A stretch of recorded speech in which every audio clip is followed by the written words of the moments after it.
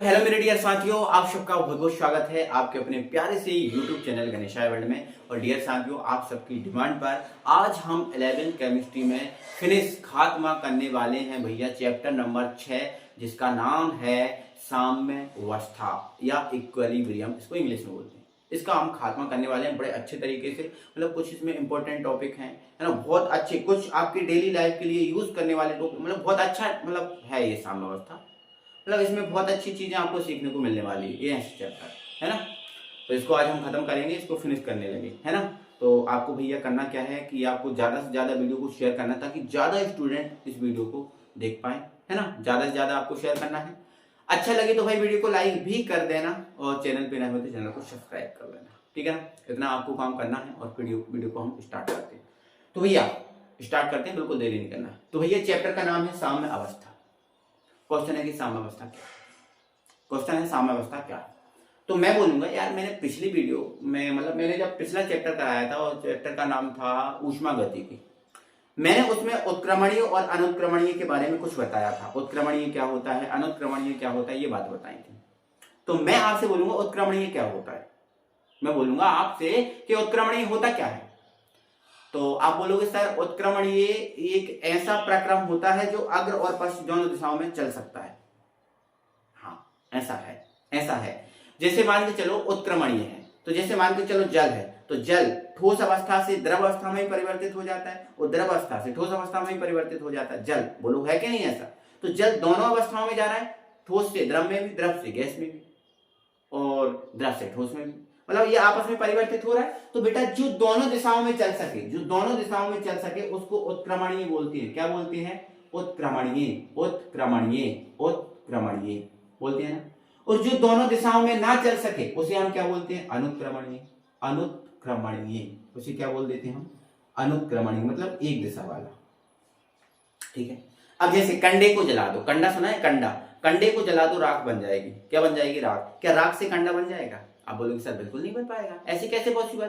कंडे से राख तो बन जाएगी, लेकिन राख से कंडा नहीं बन पाएगा। हाँ सही बात है, बिल्कुल सही बात, नहीं बन पाएगा, ठीक है ना। तो ऐसे ही है, आपको थोड़ा ध्यान रखना है। उत्क्रमणीय का मतलब जो दोनों दिशाओं में चल सके, और अनुक्रमणीय का मतलब जो दोनों दिशाओं में ना चल सके। तो हमारा चैप्टर का नाम है साम्य अवस्था। तो बेटा हमें यहाँ पर साम्य अवस्था पढ़नी है, गतिक मतलब गति वाली। स्थिर साम्यावस्था, देखो साम्यावस्था दो टाइप की होती है, एक स्थिर और एक गतिक। तो हमें स्थिर नहीं पढ़नी, हमें गतिक पढ़नी, मतलब हमें यहाँ पर भौतिक साम्यावस्था को पढ़ना है, भौतिक साम्यावस्था, ठीक है ना। तो साम्यावस्था हम पढ़ेंगे, लेकिन गतिक वाली पढ़ेंगे, ठीक है ना। तो क्या होती है साम्यावस्था? तो भैया साम्यावस्था उत्क्रमणीय अभिक्रियाओं की अवस्था है, और उत्क्रमणीय अभिक्रियाओं की एक ऐसी अवस्था है साम्यावस्था जिसमें अग्र और पश्च दोनों अभिक्रियाओं के वेग बराबर होते हैं। देखो अग्र और पश्च अभिक्रिया जानते हो, जैसे मान के चलो ये ए है और ये क्या है? बी, और यहां से ये बन रहा है सी और यहां बन रहा है डी। अग्र का मतलब, अग्र का मतलब होता है आगे से पीछे की ओर। ये आगे से कहां की ओर? यहां की ओर जा रही है, तो ये अग्र अभिक्रिया है। ये कौन सी है? अग्र है। लेकिन अगर इसको पश्च बताना है तो पीछे से आगे की ओर, तो ये पश्च है, ये पश्च। अग्र का मतलब आगे से पीछे की ओर, और पश्च का मतलब पीछे से आगे की ओर। तो ये अग्र है, यहां से यहां की ओर अग्र है, और यहां से यहां की ओर पश्च है। ये अग्र और ये पश्च, क्लियर है? अग्र और पश्च। तो ऐसी अभिक्रियाएं जो दोनों दिशाओं में चल सकती है, उन्हें क्या बोलते हैं? अपन उत्क्रमणीय अभिक्रिया बोलते हैं, और अग्र है और ये पश्च है। तो क्या लिखा है साम्यावस्था में? उत्क्रमणीय अभिक्रियाओं की एक ऐसी अवस्था है जिसमें अग्र और पश्च दोनों अभिक्रियाओं के वेग बराबर है। थ्योरी पे दिमाग आपका ध्यान कम जाना चाहिए, मेरे शब्दों पे ध्यान ज्यादा जाना चाहिए, ठीक है ना। चलो ओके। अब सर साम्यावस्था की कुछ विशेषताएं, अगर ये क्वेश्चन ऐसा आ जाए कि भौतिक साम्यावस्थाओं के लक्षण, विशेषताएं या गुण लिखो, तो यही लिखना है, क्योंकि हम जो पढ़ने वाले हैं, जो साम्यावस्था लगभग भौतिक में ही पढ़ने वाले हैं, ठीक है ना। तो साम्यावस्था की कुछ विशेषता है भैया। साम्यावस्था की विशेषता है कि इसमें अग्र और पश्च अभिक्रियाओं की वेग कैसे होती है? बराबर होती है, ठीक है सर, आपने खुद बताया ये उत्क्रमणीय अभिक्रियाओं की अवस्था है, और ये साफ साफ लिखा है अग्र और पश्च अभिक्रियाओं की वेग बराबर है, ठीक है। दूसरा, ये उत्क्रमणीय अभिक्रियाओं की अवस्था है। जो साम्यावस्था है उत्क्रमणीय अभिक्रियाओं के लिए है। अगर कोई बोले अनुत्क्रमणीय अभिक्रियाओं के लिए, कभी नहीं, ये केवल उत्क्रमणीय के लिए है, ठीक है सर। अच्छा, अगली विशेषता क्या है? तो अगली विशेषता बेटा इसकी ये है कि ये केवल बंद पात्र में संभव है। जो साम्यावस्था है इसको हम केवल बंद पात्र में ही कंप्लीट कर सकते हैं। अगर कोई कह दे कि खुला पात्र है उसमें साम्यावस्था ले आओ, तो पॉसिबल नहीं है। साम्यावस्था केवल बंद पात्र में आ सकती है। किसमें आ सकती है? बंद पात्र में। और अगर बंद पात्र नहीं है तो साम्यावस्था नहीं आएगी। आपने पिछले चैप्टर में पढ़े हैं खुला पात्र, बंद पात्र, है ना, और बिल कितने का, ये पढ़े हैं। तो ये बंद पात्र में संभव, ठीक है ना, ठीक है। अगला ये है कि साम्य अवस्था में अभिकारक और उत्पाद के सांद्रण में कोई परिवर्तन नहीं होता। जैसे ये अभिकारक है और ये क्या है? उत्पाद है। तो इनके सांद्रण में कोई परिवर्तन नहीं होगा। मतलब अगर ये प्रारंभ में गैस था तो बाद में भी क्या रहेगा? गैस ही रहेगा। ऐसा नहीं होगा कि प्रारंभ में गैस था बाद में क्या हो जाए? द्रव हो जाए। तो फिर तो इनके सांद्रण में परिवर्तन हो गया। तो सांद्रण में परिवर्तन का मतलब होता है अवस्थाएं बदलना, जैसे ठोस से द्रव में बदल जाए, द्रव से गैस में बदल जाए, ऐसा, है ना। तो ये सांद्रण में कोई परिवर्तन नहीं होता। तो ये 4 विशेषताएं आपको विशेषली याद रखनी है। तो ये साम्य अवस्था का हल्का फुल्का क्या हुआ? इंट्रोडक्शन हुआ। और यहीं से क्वेश्चन भी बना देता है कि साम्य अवस्थाएं या भौतिक साम्य अवस्था के लक्षण लिखो। तो जो साम्य अवस्था हम भौतिक रूप में पढ़ रहे हैं तो ये भौतिक साम्य अवस्था के लक्षण भी हैं। अगर आए पेपर में तो लिख देना, अगर आए पेपर में तो लिख देना। तो अब ये बातें हो गई आपकी, ये बातें समझ में आ गई। अब यहाँ पर आपको साम्य अवस्था के प्रकार पढ़नी है, साम्य अवस्था के प्रकार पढ़ने, ठीक है ना सर? ठीक है, तो साम्य अवस्था के हम आपको प्रकार भी बताएंगे भाई, टेंशन नहीं लेना। साम्य अवस्था के आपको प्रकार भी समझाएंगे। तो बेटा साम्य अवस्था है जो है ना वो 2 प्रकार की होती है। एक होती है समांगी साम्य अवस्था और एक होती है विषमांगी। एक समांगी होती है और एक विषमांगी होती है। तो विषमांगी और समांगी में अंतर क्या है? तो देखो बेटा, समांगी साम्य अवस्था ये होती है, इसका एग्जांपल समझिए। यहाँ थ्योरी लिखी आएगी, यहाँ एग्जांपल समझो। देखो ये N2 है और ये H2 है। जब N2 और H2 को मिलाएंगे तो आप बोलोगे बताओ क्या बनेगा? तो बोलोगे सर N पे होता है 3- और H पर होता है 1+।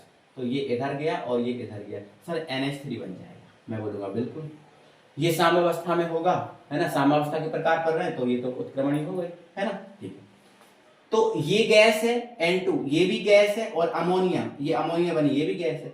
तो आप यहाँ देखो अभिकारक और उत्पाद की अवस्था समान है। देखो ये भी गैस है, ये भी गैस है कि नहीं? क्या अभिकारक और उत्पाद की अवस्था में अंतर है? बिल्कुल नहीं है सर, ये भी गैस है, ये भी गैस है, मतलब अंतर नहीं है, कोई अंतर नहीं, अवस्था समान है, ठीक है। मैं बोलूंगा ये H2 है, मैं बोलूंगा ये Cl2 है। और जब इनको आपस में मिलाओगे तो ये बन जाएगा HCl, है ना। बैलेंस करेंगे तो यहाँ पर आप 3 लगा देना, यहाँ 2 लगा देना, ठीक है। तो ये भी गैस है और ये भी गैस है और ये भी गैस है। मैं बोलूंगा बताओ ये अभिकारक है और ये उत्पाद है, इनकी अवस्थाएं समान है क्या? ये गैस है, ये भी गैस है, हाँ ये भी गैस है। तो भैया समांगी साम्य जो है ना, ऐसा साम्य होता है जिसमें अभिकारक और उत्पाद की जो अवस्थाएं होती हैं वो एकदम समान होती है, एकदम समान होती है, ठीक है। एकदम कैसी होती है? समान होती है, ध्यान रखना। तो अगर अभिकारक और उत्पाद की अवस्थाएं आपको ऐसी समान मिल रही हैं तो वो समांगी साम्य में आएगा। और अभिकारक और उत्पाद की अवस्थाएं समान नहीं मिल रही तो वो विषमांगी में आएगा। किसमें आएगा बेटा? वो विषमांगी में आएगा, है ना। तो यदि अभिकारक एवं उत्पाद की अवस्थाएं समान नहीं है तो वो विषमांगी में आ जाएगा। किसमें आ जाएगा? विषमांगी में आ जाएगा, ठीक है ना। तो यहाँ पर मतलब ये मैंने समांगी के उदाहरण लिखे हैं, ठीक है ना। ये मैंने काय के लिखे भैया? समांगी साम्य के उदाहरण है, ठीक है। समांगी साम्य साम्य अवस्था। अब यहाँ पर मैं लिख रहा हूँ विषमांगी के उदाहरण, ठीक है। विषमांगी साम्य या साम्य अवस्था के उदाहरण। तो देखो यहाँ H2O भैया लिक्विड है, यहाँ पर H2O लिक्विड है, और यहाँ पर H2O जो है ना, H2O है वो आपका गैस है। तो बताओ ये अभिकारक है और ये उत्पाद है, अभिकारक है ये उत्पाद है। तो क्या अभिकारक और उत्पाद की अवस्थाएं तुम लोग को ऐसा लग रहा है कि समान है? आप बोलोगे सर कैसी बात कर रहे हो? बिल्कुल नहीं लग रहा, ये लिक्विड है, ये गैस है, कहां से समान हो जाएंगे? नहीं होंगी ना। तो इसमें अभिकारक और उत्पाद की अवस्था समान नहीं होती, और जब अभिकारक और उत्पाद की अवस्था समान नहीं होती तो उसको ही हम विषमांगी बोलते हैं। क्या बोल देते हैं बेटा? विषमांगी बोल देते हैं। क्या बोल देते हैं? विषमांगी बोल देते हैं। अच्छा और भी है उदाहरण, जैसे मान के चलो CaCO3 कैल्शियम कार्बोनेट। अगर इस कैल्शियम कार्बोनेट को हम जलाएं तो बनेगा भैया चूना और कार्बन डाइऑक्साइड। तो ये कैल्शियम कार्बोनेट संगमरमर सॉलिड होगा और चूना भी सॉलिड होता है, लेकिन ये तो गैस होती है। तो क्या इन दोनों की अवस्थाएं समान हैं? अब लोग सर नहीं है, तो ये विषमांगी में जाएगा। जिसमें अभिकारक और उत्पाद की अवस्थाएं समान नहीं है वो विषांगी में जाएगा, और जिसमें समान है वो किसमें जाएगा? समांगी में जाएगा। किसमें जाएगा? समांगी में। तो ये बात आपको याद रखनी है बहुत अच्छी तरीके से समझ कर, ठीक है ना। तो ये समांगी हो गया और ये विषमांगी हो गया, समांगी विषमांगी हो गए। और भैया अब हम जो है ना आ चुके हैं भैया विद्युत अपघट्ट पर। इस पर आ चुके हैं विद्युत अपघट्ट पर। और अपनी कॉपी में जल्दी से बना लीजिएगा हेडिंग विद्युत अपघट्य, विद्युत अपघट्ट। यहाँ देखते जाओ, यहाँ आपको हेडिंग मिलती जाएगी, यहाँ मैं समझाते जाऊंगा। तो विद्युत अपघट्ट, तो भैया विद्युत अपघट्ट क्या होता है? तो आपने सुना होगा यार, कुछ पदार्थ ऐसे होते हैं जो जल में डालें तो घुल जाते हैं और कुछ पदार्थ ऐसे होते हैं जो जल में डालने पर घुलते नहीं हैं। अब मैं बोलूं पत्थर को आप जल में डाल दो, क्या पत्थर जल में घुलेगा? अरे सर आप कैसी बात कर रहे हो, आपने घुला नहीं क्या? कभी नहीं घुलता पत्थर। लेकिन मैं बोलूंगा कि नमक को आप जल में डालो घुलेगा, आप बोलोगे हाँ सर नमक जल में घुल जाएगा। तो बेटा विद्युत अपघट्ट जो है ना, ऐसा पदार्थ होता है जो जल में या फिर जलीय विलयन में, जल में या फिर जलीय विलयन में अपने आयनों में टूट जाता है। आयन मतलब धनायन और ऋणायन।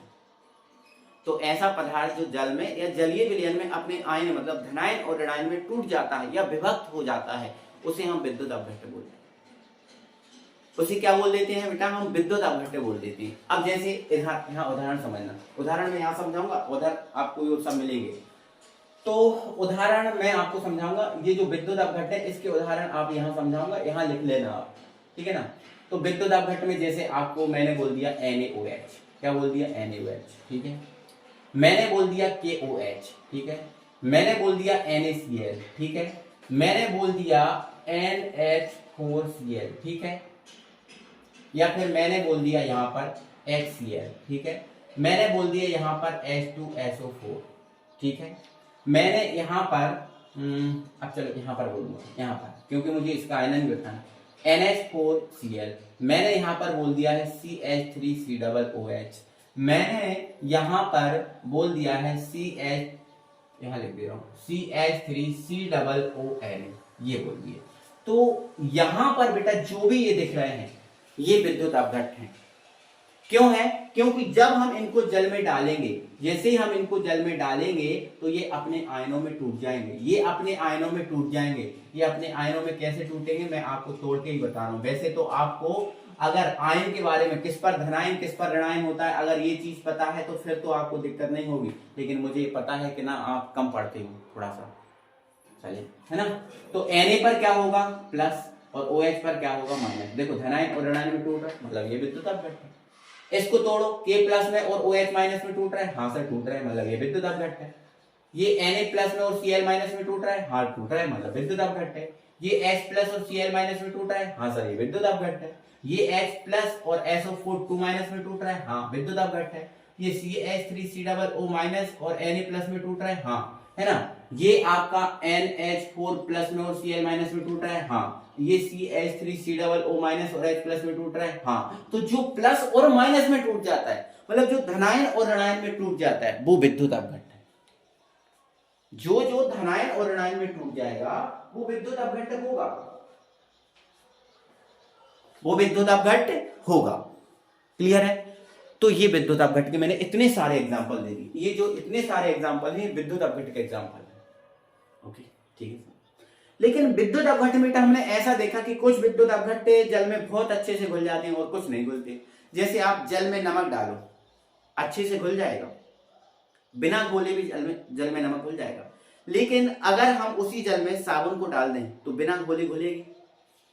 अरे सर साबुन बिना घोले कैसे घुलेगी? नहीं घुलेगी।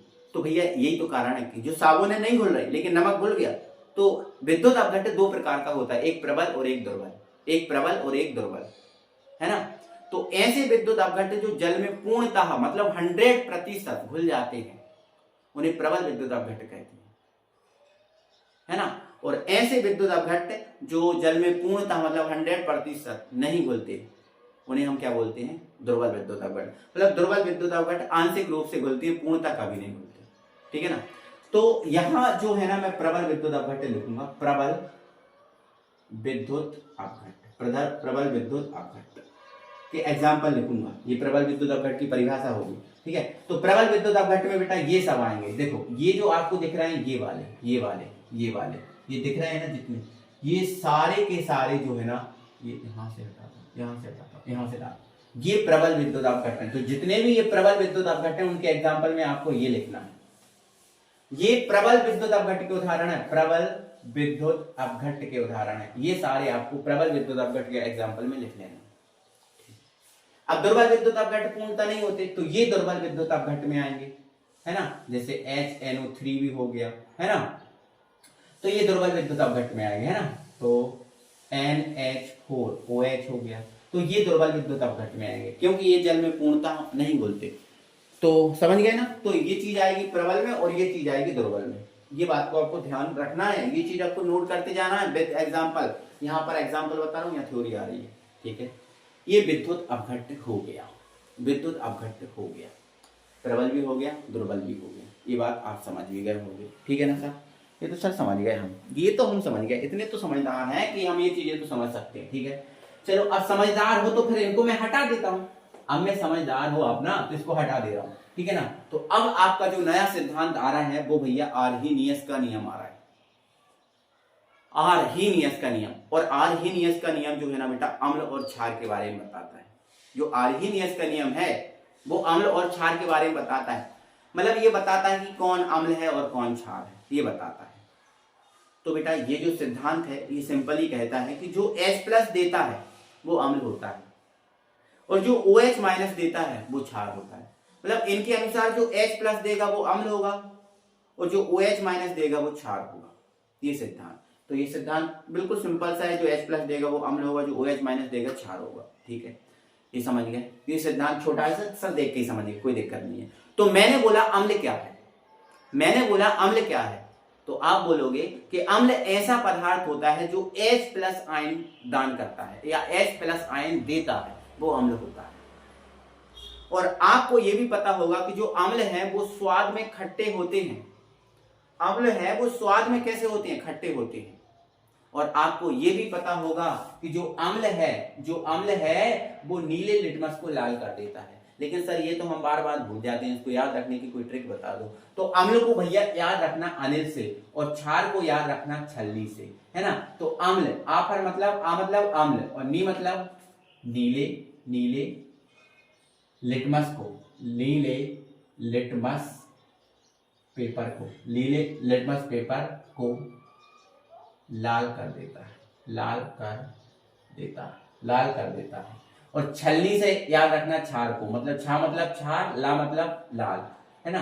तो ये लाल लिटमस पेपर को, लाल को कैसा कर देता है, नीला, तो लाल को कैसा कर देता है, नीला। तो अनिल और छलनी से इनको याद रख लेना, ठीक है ना। चलो, तो अम्ल स्वाद में खट्टे होते हैं और ये नीले लिटमस पेपर को लाल कर देते हैं, ये बातें हो गई, ठीक है सर, ये तो हम समझ गए। बट इसके उदाहरण सर, हाँ उदाहरण है, तो देखो सर, ये जो आपको दिख रहा है HCl, ये अम्ल है। क्यों है अम्ल, क्योंकि H+ देगा, है ना, अम्ल। अब ये दिख रहा है आपको H2SO4, ये अम्ल होगा, क्यों, क्योंकि इसमें भी देखो H+ है, अभी वियोजन बताया, ठीक है। अच्छा, CH3COOH, ये भी अम्ल है, ठीक है। फिर HNO3, ये भी अम्ल है, हाँ ठीक है। फिर H3PO4, ये भी अम्ल है। फिर H3BO3, ये भी अम्ल है। ये सारे आपको दिख रहे हैं अम्ल के उदाहरण, मतलब जिनके अंदर H+ होगा वो अम्ल होगा। तो इन सबके अंदर H+ है, इन सबके अंदर क्या है, H+ है, मतलब ये अम्ल है। तो जिनके अंदर H+ होगा, जिनके अंदर H+ होगा वो अम्ल होगा, वो क्या होगा, अम्ल होगा, ठीक है सर। बहुत बेहतरीन तरीके से बात हम समझ गए।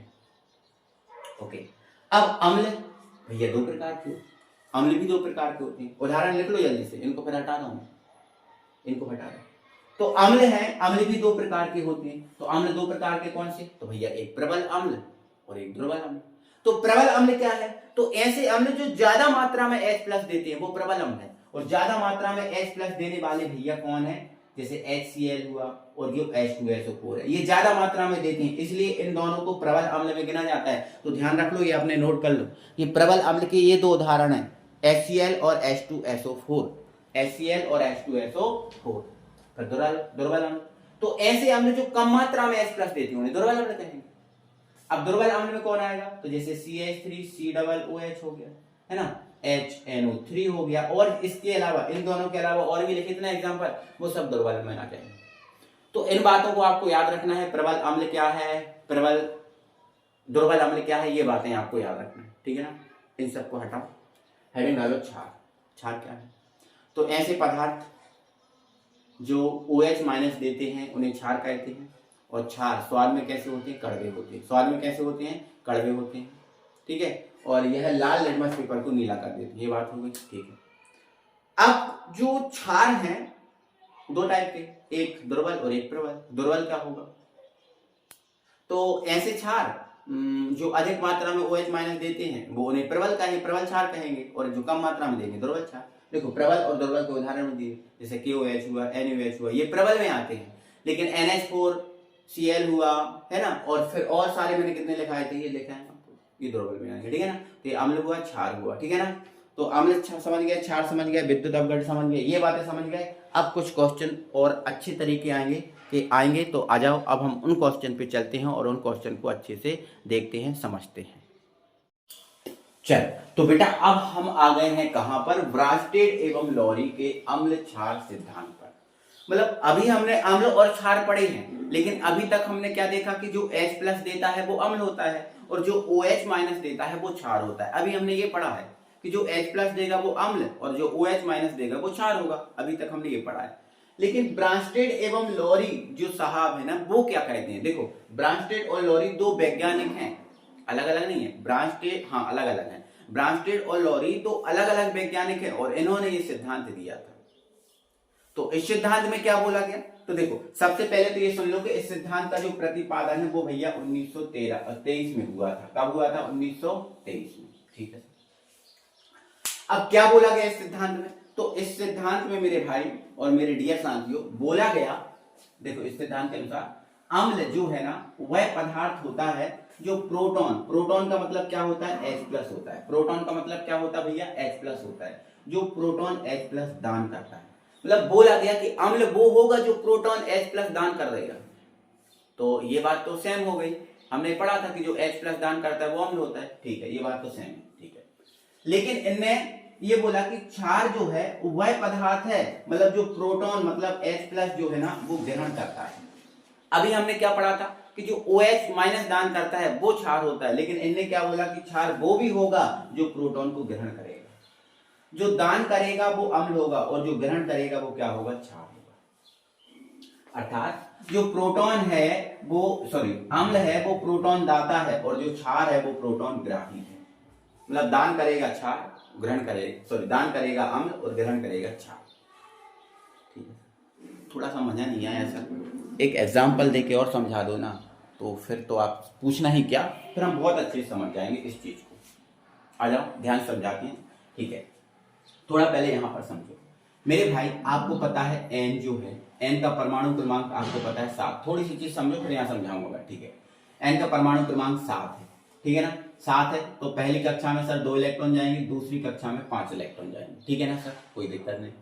अब सर जो N है इनको 5 इलेक्ट्रॉन है, अष्टक पूरा करने के लिए इसको 3 इलेक्ट्रॉन की जरूरत है, तो 3 इलेक्ट्रॉन ये क्या करेगा, किसी से ग्रहण कर लेगा, इसलिए N जो है इस पर 3 माइनस आ जाएगा, N 3 माइनस आ जाएगा, इसलिए जो N है वो 3 बॉन्ड रखेगा। मतलब मैंने आपको ध्यान रखना, जिस पर जितना प्लस है जितना माइनस होता है वो उतने बॉन्ड रखता है, और वो उतने जन को अपने साथ जोड़ता है।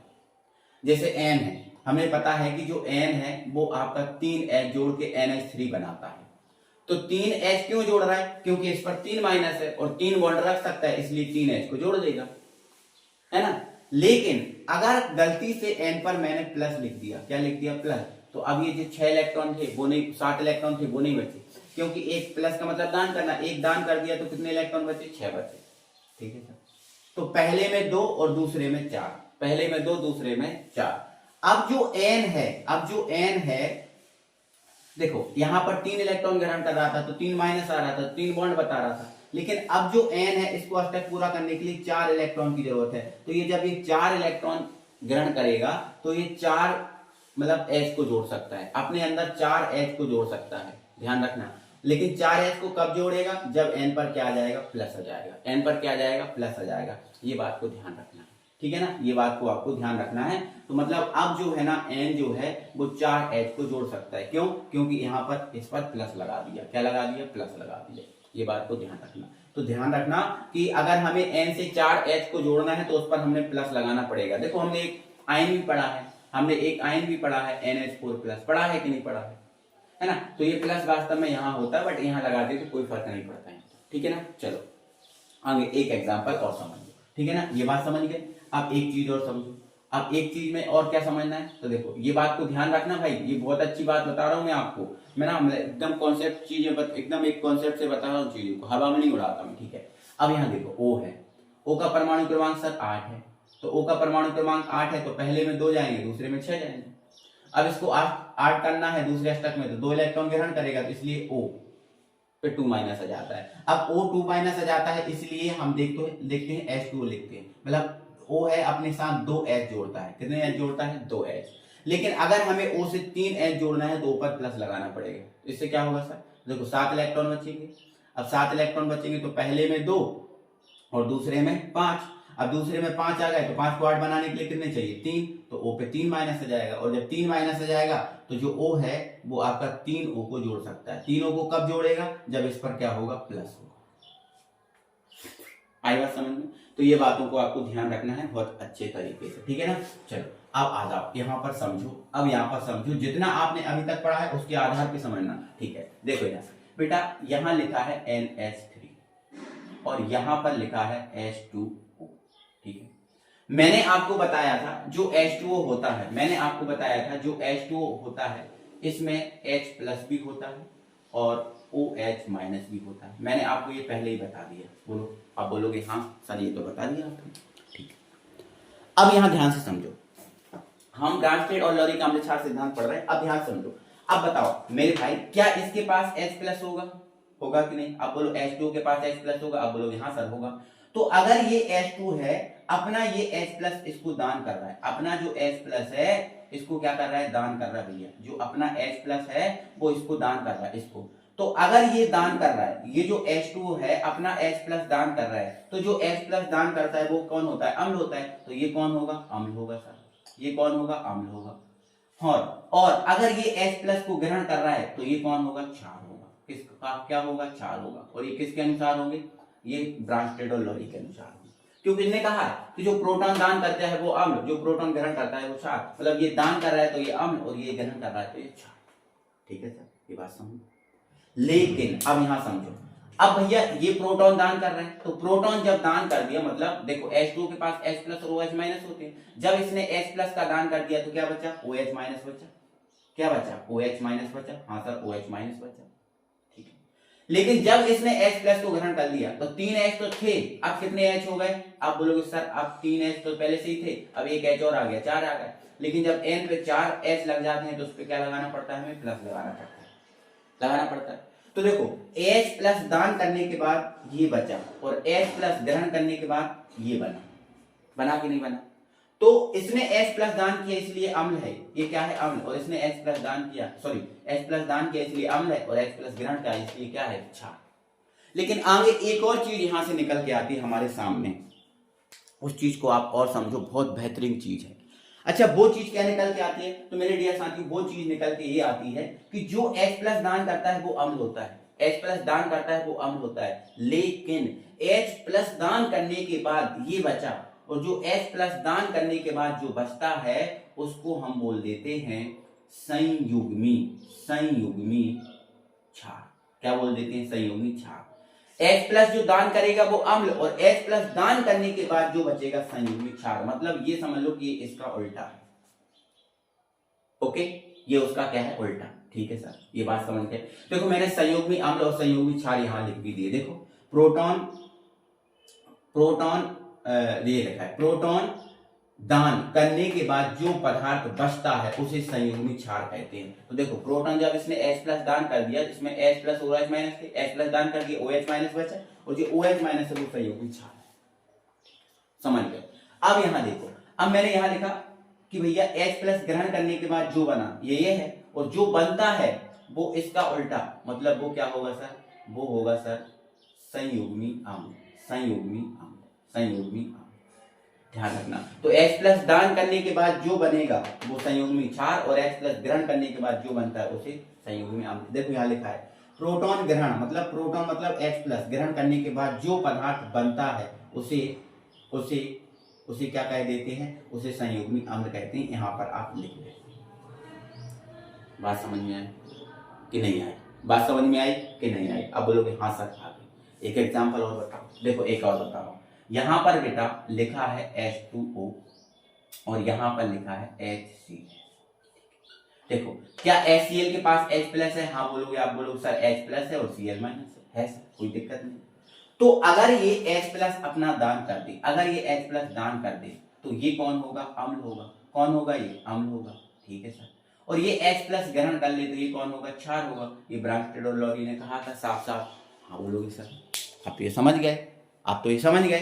अब मैंने बोला था यहाँ तो सर देखो H2 अम्ल हो गए, यहाँ क्षार। मैंने बोला ना H अम्ल भी होता है, H2 अम्ल भी और क्षार भी होता है ना, वो अभी अपने पहले पढ़ा उदासीन में, ठीक है। लेकिन ये अम्ल और क्षार समझ गए, लेकिन ये H प्लस दान कर दिया तो बचा क्या? आप बोलोगे सर Cl माइनस बचा। अब Cl माइनस बचा तो ये क्या होगा? संयुग्मी क्षार होगा। क्या होगा? संयुग्मी क्षार, क्योंकि लिखा है प्रोटॉन दान करने के बाद जो बचता है उसे संयुग्मी क्षार कहते हैं, ठीक है। अच्छा सर, ये जब इसने ग्रहण कर लिया तो देखो 2 H तो पहले से थे, अब कितने H हो गए? आप 3 बोलोगे, अब बोलोगे O, और जब O पर O देखो 2 रखता है बॉन्ड, लेकिन जब O से 3 जोड़ेंगे तो ये इस पर प्लस आ जाएगा। क्या जाएगा? प्लस। तो ये क्या होगा? तो सर ये संयुग्मी अम्ल होगा। ये क्या होगा? संयुग्मी अम्ल। तो ये संयुग्मी क्षार और ये संयुग्मी अम्ल। मुझे उम्मीद है कि आपको पूरा समझ में आ गया होगा, और जब पेपर में आए तो यही लिखना है, ये ऐसा, ये 2 उदाहरण है। ये जो है ना बेटा, ये एग्जाम्पल है, आपको ये बात समझनी चाहिए, समझनी चाहिए। मुझे उम्मीद है कि आपको समझ में आ भी गई होगी, ठीक है सर, समझ में बहुत अच्छे से आ गई। अब यहां समझो, यहां पर बेटा अब ये बात समझिए। अब यहां समझो कि संयुग्मी अम्ल और संयुग्मी क्षार क्या होते हैं। मैंने आपको बताया प्रोटॉन दान करने के बाद जो पदार्थ बचता है उसे संयुग्मी क्षार कहते हैं, और यहाँ लिखा भी है, यहाँ लिखा भी है, मैंने ये समझाया भी है।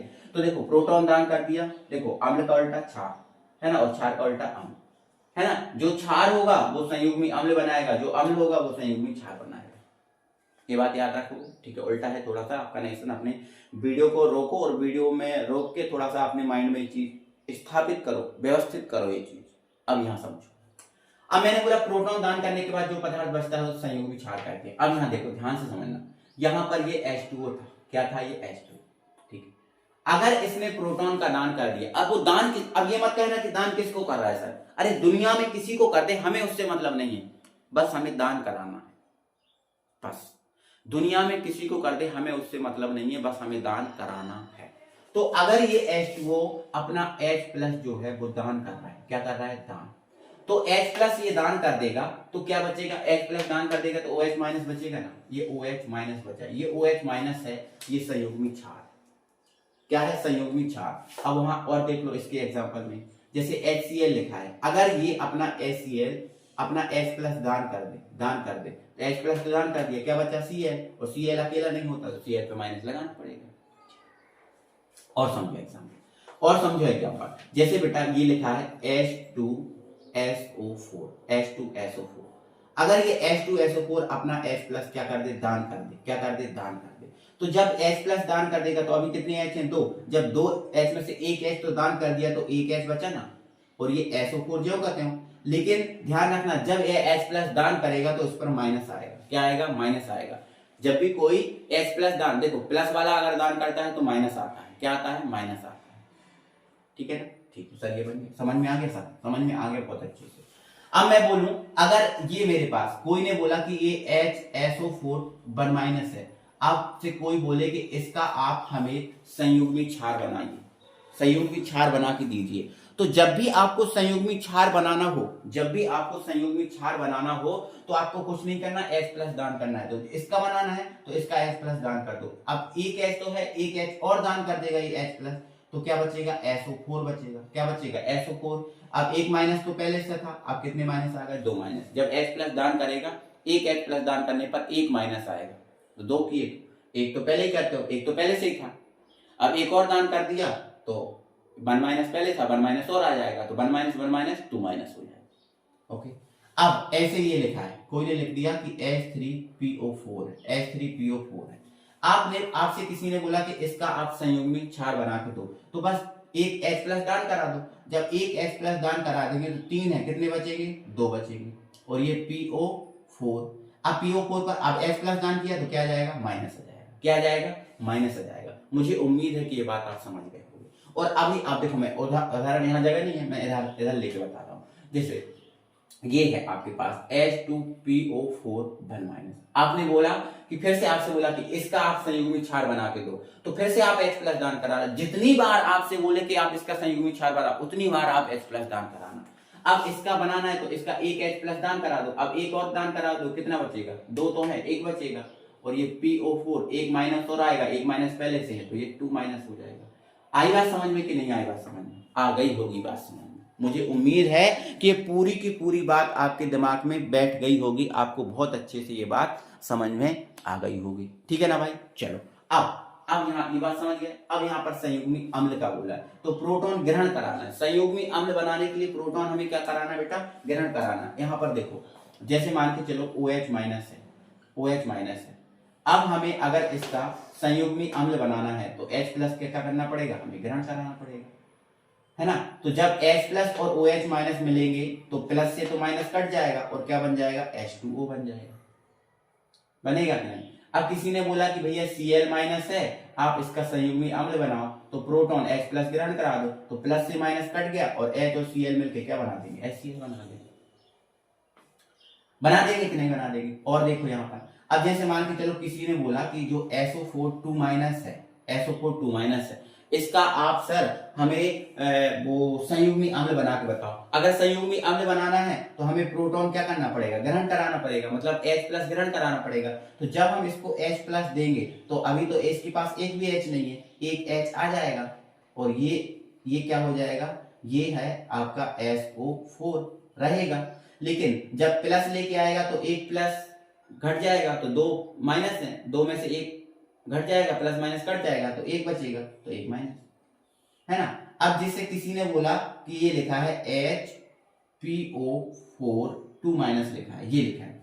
अब किसी ने बोला कि आप इसका संयुग्मी अम्ल बनाओ, तो संयुग्मी अम्ल में तो प्रोटॉन ग्रहण कराना है। तो जब हम इसको एक प्रोटॉन ग्रहण कराएंगे तो एक H तो है, अब कितने H हो जाएंगे? दो हो जाएंगे। कितने हो जाएंगे? दो। और ये PO4, अब दो माइनस है, अब एक माइनस एक प्लस आ गया तो एक प्लस से एक माइनस कट जाएगा तो एक माइनस बचेगा। ऐसे मतलब बस कॉन्सेप्ट इतना याद रखना है कि अगर आपको क्षार बनाना है तो प्रोटॉन दान करना है और अम्ल बनाना है तो प्रोटॉन क्या करना है? ग्रहण करना है। मुझे उम्मीद है कि मेरे ये जो समझाने का तरीका है आपको रास आया होगा, आपको ये बात समझ में आ भी गई होगी, है ना? तो जरूर से एक बार वीडियो को लाइक करना है, वीडियो को लाइक करना है। ब्रास्टेड और लॉरी का जो अम्ल क्षार सिद्धांत है, सिद्धांत भी पूछा जा सकता है, इसके एग्जाम्पल भी पूछे जा सकते हैं कि कौन संयुग्मी अम्ल है और कौन संयुग्मी क्षार।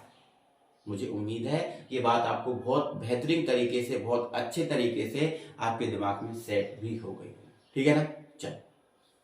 चलो तो मेरे डियर साथियों, अब हमारा जो अगली हेडिंग है, अगला जो हमारा टॉपिक है, इसका नाम है सम आयन प्रभाव। सम आयन प्रभाव। देखो, सम का मतलब होता है समान, सम का मतलब क्या होता है? समान, और समान आयन के कारण जो प्रभाव होना है वो प्रभाव हमें देखना है। मुझे एक एग्जांपल बता दीजिए आप, मुझे एक एग्जांपल बता दीजिए। मान के चलो आप एक 40 स्टूडेंट की क्लास में पढ़ रहे हैं, आप एक 40 स्टूडेंट की क्लास में पढ़ रहे हैं और यहाँ पर एक कोई टीचर है, एक कोई टीचर है। तो आपने ये तो महसूस किया होगा कि जो टीचर है उस स्टूडेंट पर ज्यादा ध्यान देता है जो पढ़ने में अच्छा हो, जो पढ़ने में अच्छा हो उस स्टूडेंट पर ध्यान देता है। जैसे मान के चलो ये क्लास है 40 स्टूडेंट की, कितने स्टूडेंट की क्लास है? 40 स्टूडेंट की क्लास है, और इस क्लास में एक स्टूडेंट पढ़ने वाला ज्यादा है, एक स्टूडेंट जो है वो बहुत अच्छा पढ़ता है। तो ये जो टीचर है, इस टीचर का ध्यान जो है ना वो इस जो अच्छा पढ़ता है उस स्टूडेंट पर जाता होगा, और बाकी स्टूडेंट पर ध्यान जो है ना उसका कम जाता होगा। ये अक्सर होता है, मैं भी टीचर हूं, ये मेरे साथ भी होता है, लेकिन ये बात अक्सर होती है। जो अच्छा पढ़ता है उस पर ध्यान ज्यादा जाता है, ये पता नहीं क्या होता है बट होता है ये, ठीक है? तो आपने बोला कि सर जो आप अच्छा स्टूडेंट है उस पर ध्यान जा रहा है तो बाकी स्टूडेंट का तो प्रभाव कम हो गया, फिर बाकी स्टूडेंट पर तो ध्यान जा ही जा रहा। लेकिन सर अगर वो जो अच्छा स्टूडेंट है वो किसी दिन नहीं आता तो इस सर जो इन सर है ना, इन सर का प्रभाव हम पर रहता है। हमें बहुत अच्छे समझाते हैं, मतलब बहुत अच्छे से, देखो बहुत अच्छे से तो हर दिन ही समझाते हैं, लेकिन फिर हम पे ध्यान जाता है, हमसे पूछते हैं वो। लेकिन वो अच्छा स्टूडेंट होता है तो फिर हमसे नहीं पूछते, क्या है सर? तो ये है थोड़ा सा मैं आपको कॉन्सेप्ट बताने की सोच रहा हूँ, समझ आ क्वेश्चन जो कॉन्सेप्ट है उसको समझाने की मतलब कोशिश कर रहा हूँ समायन प्रभाव की। तो ये बात समझ गए। अब यहाँ देखो बेटा क्या होता है समायन प्रभाव में, क्या होता है उस बात को ध्यान से समझना कि बेटा क्या होता है जब हम किसी दुर्बल विद्युत अपघट्ट में, समायन प्रभाव में क्या होता है जब हम किसी दुर्बल विद्युत अपघट्ट में उसके समान आयन वाला कोई प्रबल विद्युत अपघट्ट डाल देते हैं, उसके समान आयन वाला कोई प्रबल विद्युत अपघट्ट डाल देते हैं, तो क्या होता है कि जो दुर्बल विद्युत अपघट्ट का जो समान आयन है, देखो जैसे मान के चलो, एक मिनट यहां समझो, जैसे मेरे पास एक दुर्बल विद्युत अपघट्ट है CH3COOH। अब CH3COOH का वियोजन करेंगे तो कैसे होगा, CH3COO- और H प्लस में होगा, है ना। तो ये दुर्बल विद्युत अपघट्ट। अब मैंने इसमें क्या किया, एक प्रबल विद्युत अपघट्ट डाल दिया HCl, तो इसमें क्या होगा, H प्लस है और Cl माइनस है कि नहीं। तो इसमें समान आयन कौन है, तो समान आयन इसमें H प्लस है, समान आयन इसमें कौन है, H प्लस है ये। तो जैसे ही हम इस दुर्बल विद्युत अपघट्ट में ये कोई प्रबल विद्युत अपघट्ट डाल देंगे तो जो प्रबल विद्युत अपघट्ट में जो H प्लस है, प्रबल विद्युत अपघट्ट का जो H प्लस है, इसकी सांद्रता बढ़ जाएगी। क्यों बढ़ जाएगी, क्योंकि ये प्रबल विद्युत अपघट्ट है और प्रबल विद्युत अपघट्ट ऐसा होता है जो जल में पूर्णतः विलीन हो जाता है। मैंने आपको पढ़ाया दुर्बल प्रबल क्या होते हैं, पढ़ाया। तो प्रबल विद्युत अपघट्ट जो है ना, में जो H प्लस है इसकी सांद्रता बढ़ जाएगी, और जब इसकी सांद्रता बढ़ जाएगी तो इसकी सांद्रता अपने आप से दब जाएगी, मतलब इसकी सांद्रता जो है ना दिखेगी ही नहीं, क्योंकि इसकी सांद्रता ज्यादा है। अब जब इसकी सांद्रता है तो ज्यादा, तो सबसे ज्यादा क्वेश्चन हमसे यही कर रहा है। क्लास में स्टूडेंट है, एक पढ़ने वाला स्टूडेंट है, वो उसको हमें पढ़ाने का मतलब क्या होता है, क्योंकि वो ज्यादा हमसे क्वेश्चन करता है, ज्यादा हमसे कॉन्सेप्ट पूछता है, ये पूछता है कि सर ये कैसे होगा, ये कैसे होगा, ये कैसे होगा, इसीलिए हमारा ध्यान उस पर जा रहा है। और आप जो कम स्टूडेंट, कम पढ़ने वाला है, वो हमसे कुछ पूछता ही नहीं है, इसलिए हमारा उस पर ध्यान कम जा रहा है। तो यही है कि जब हमने इसमें इसको डाला तो इसकी जो सांद्रता है वो ज्यादा है, क्योंकि ये प्रबल है तो ज्यादा घुल गया। अब ज्यादा घुल गया तो इसकी सांद्रता ज्यादा है। अब जब इसकी सांद्रता ज्यादा है, इसकी सांद्रता तो दिखाई नहीं रही हमें, इसकी सांद्रता तो दिखाई नहीं रही, तो इसका जो वियोजन है वो और कम, जैसे दुर्बल था तो कम तो वियोजन पहले से ही हो रहा था क्योंकि दुर्बल था, लेकिन इसको डालने से इसका प्रभाव जो है ना और कम हो गया, इसकी जो वियोजन की मात्रा है वो और कम हो गई, और इसी को हम कहते हैं सम आयन प्रभाव। ये हुआ किसके कारण, दूसरे समान आयन के कारण ही हुआ ना। ये भी H प्लस था, ये भी H प्लस था, लेकिन इसने इसकी सांद्रता को दबा दिया, तो इस समान आयन के कारण हुआ, इसीलिए इसको हम क्या बोलते हैं, सम आयन प्रभाव। ठीक है ना। तो ध्यान रखना कि जब किसी दुर्बल विद्युत अपघट्ट में कोई प्रबल विद्युत अपघट्ट मिला दिया जाता है तो दुर्बल विद्युत अपघट्ट का जो वियोजन है वो कम हो जाता है, दुर्बल विद्युत अपघट्ट के जो वियोजन की मात्रा है वो कम हो जाती है, इसे ही हम क्या बोलते हैं, सम आयन प्रभाव बोलते हैं। इसका एग्जांपल है, जब किसी दुर्बल विद्युत अपघट्ट CH3COOH मतलब H में कोई प्रबल विद्युत अपघट्ट मतलब HCl मिला दिया जाए तो HCl में उपस्थित H प्लस प्रबल विद्युत अपघट्ट होने के कारण इसकी सांद्रता ज्यादा होती है, और CH3COOH में उपस्थित H प्लस की सांद्रता कम होती है, जिससे इसके वियोजन की मात्रा क्या हो जाती है, कम हो जाती है। एग्जाम्पल लिखा हुआ, आप अच्छे से ध्यान से पढ़ो, एक बार वीडियो को पॉज करो और ध्यान से इस बात को समझो, और ध्यान से इस बात को समझ गए तो फिर भैया आंसर भी आपको तुरंत मिल ही गया, कोई ज्यादा जबरदस्ती है नहीं, मैंने आपको पूरा कॉन्सेप्ट समझा ही दिया। मुझे उम्मीद है कि ये जो मैंने आपको शब्द कहे हैं, ये मैंने बातें कही हैं, आपको बहुत अच्छे तरीके से दिमाग में जम गई होंगी और अच्छे तरीके से समझ में आ गई होंगी। ठीक है ना भाई, चलो तो भाई फिर आ जाओ, और अगला हमारा सिद्धांत मेरे डियर साथियों क्या है, लुईस की अम्ल और क्षार अवधारणा। मतलब अभी हमने पढ़े हैं, हमने अम्ल पढ़े, क्षार पढ़े, लेकिन वो अलग अलग वैज्ञानिकों द्वारा पढ़े हैं। तो अब हम पढ़ रहे हैं लुईस के अनुसार जो अम्ल है वो क्या होता है और क्षार है वो क्या होता है। ठीक है ना। तो भाई लुईस का जो सिद्धांत है, अम्ल क्षार का सिद्धांत, वो लुईस नामक वैज्ञानिक ने खुद दिया था, और इनने क्या बोला अपने सिद्धांत में, वो बात आपको समझना जरूरी है। तो देखो यार, ऐसे पदार्थ जो एकांकी इलेक्ट्रॉन युग्म ग्राही होते हैं। अच्छा सर, एकांकी इलेक्ट्रॉन युग्म क्या होता है, थोड़ा सा हमें इसके बारे में बताएंगे जरा। हाँ बिल्कुल बताएंगे, टेंशन मत लो। इधर देखो आप बेटा, यहां पर देखो ये लिखा हुआ है NH3, मैंने बोला ठीक है, आपने बोला ठीक है सर NH3 लिखा हुआ, ठीक है। मैंने बोला ये लिखा हुआ बेटा H2O, ठीक है, H2O लिखा हुआ, H2O लिखा हुआ है, ठीक है। अब यहां पर ये NH3 लिखा है, H2O लिखा है, ठीक है। अब आपको ये बहुत अच्छे से पता है कि नाइट्रोजन है, नाइट्रोजन के परमाणु 7 होते हैं परमाणु, हाँ होता है सर। तो पहले में 2 जाएंगे, दूसरे में कितने जाएंगे, 5 जाएंगे। बोलो जाएंगे कि नहीं जाएंगे, आप बोलो ठीक है सर। नाइट्रोजन के संयोजकता कोष में कितने इलेक्ट्रॉन होते हैं, 5 होते हैं। अब 5 में से देखो 3 तो H को दे दिए, 3 किसको दे दिए, H को दे दिए, ठीक है सर, दे दिए। अब 3 इलेक्ट्रॉन देने के बाद भी 2 इलेक्ट्रॉन इसके पास ऐसे बचे हैं जिन्होंने बंध निर्माण की प्रक्रिया में भाग नहीं लिया। बोलो लिया है क्या? 5 इलेक्ट्रॉन थे, 3 चले गए, H के पास 2 तो बचे, और ये ऐसे ऐसे इलेक्ट्रॉन हैं जिसने बंध निर्माण की प्रक्रिया में भाग नहीं लिया ना। तो बेटा वही इलेक्ट्रॉन जो बंध निर्माण की प्रक्रिया में भाग नहीं लेते उन्हें ही हम कहते हैं एकांकी इलेक्ट्रॉन युग्म। एकांकी इलेक्ट्रॉन युग्म उन्हें हम कहते हैं जो बंध निर्माण की प्रक्रिया में भाग नहीं लेते, उन्हें हम क्या कहते हैं, एकांकी इलेक्ट्रॉन युग्म, ठीक है सर। अब यहाँ O देखो, तो O का परमाणु क्रमांक कितना होता है भैया, 8 होता है। पहले में 2 जाएंगे, दूसरे में 6 जाएंगे, ठीक है सर।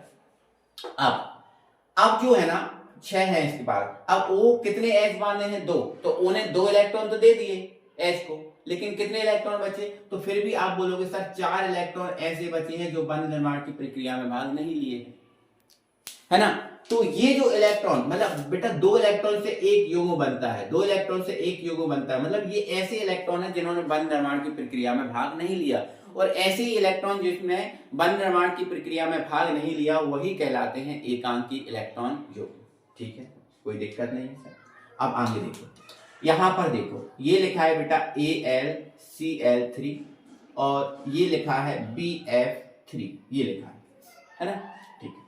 अब बताओ Al के संयोजकता कोष में कितने होते हैं, तो भैया Al का परमाणु क्रमांक कितना होता है, 13। पहले में 2, दूसरे में 8, तीसरे में 3, तो इसके संयोजकता कोष में 3 इलेक्ट्रॉन होते हैं। और Al देखो 3 Cl बांधे, जैसे ही Al ने 3 Cl को बांधे हैं, एक एक इलेक्ट्रॉन Cl को दे दिया, तो इसके तीनों इलेक्ट्रॉन बच गए। तो बताओ इसके पास एकांकी इलेक्ट्रॉन युग्म है, आप बोलोगे नहीं है। ऐसे ही बेटा इसके साथ होता है, ये B है, इसका परमाणु क्रमांक कितना है, 5। पहले में 2, दूसरे में 3, तो 3 इलेक्ट्रॉन थे, F को दे दिए। अब इसके पास एकांकी इलेक्ट्रॉन युग्म नहीं है, मतलब ये ऐसे हैं जिनके पास एकांकी इलेक्ट्रॉन युग्म नहीं है, और ये ऐसे हैं जिनके पास एकांकी इलेक्ट्रॉन युग्म है।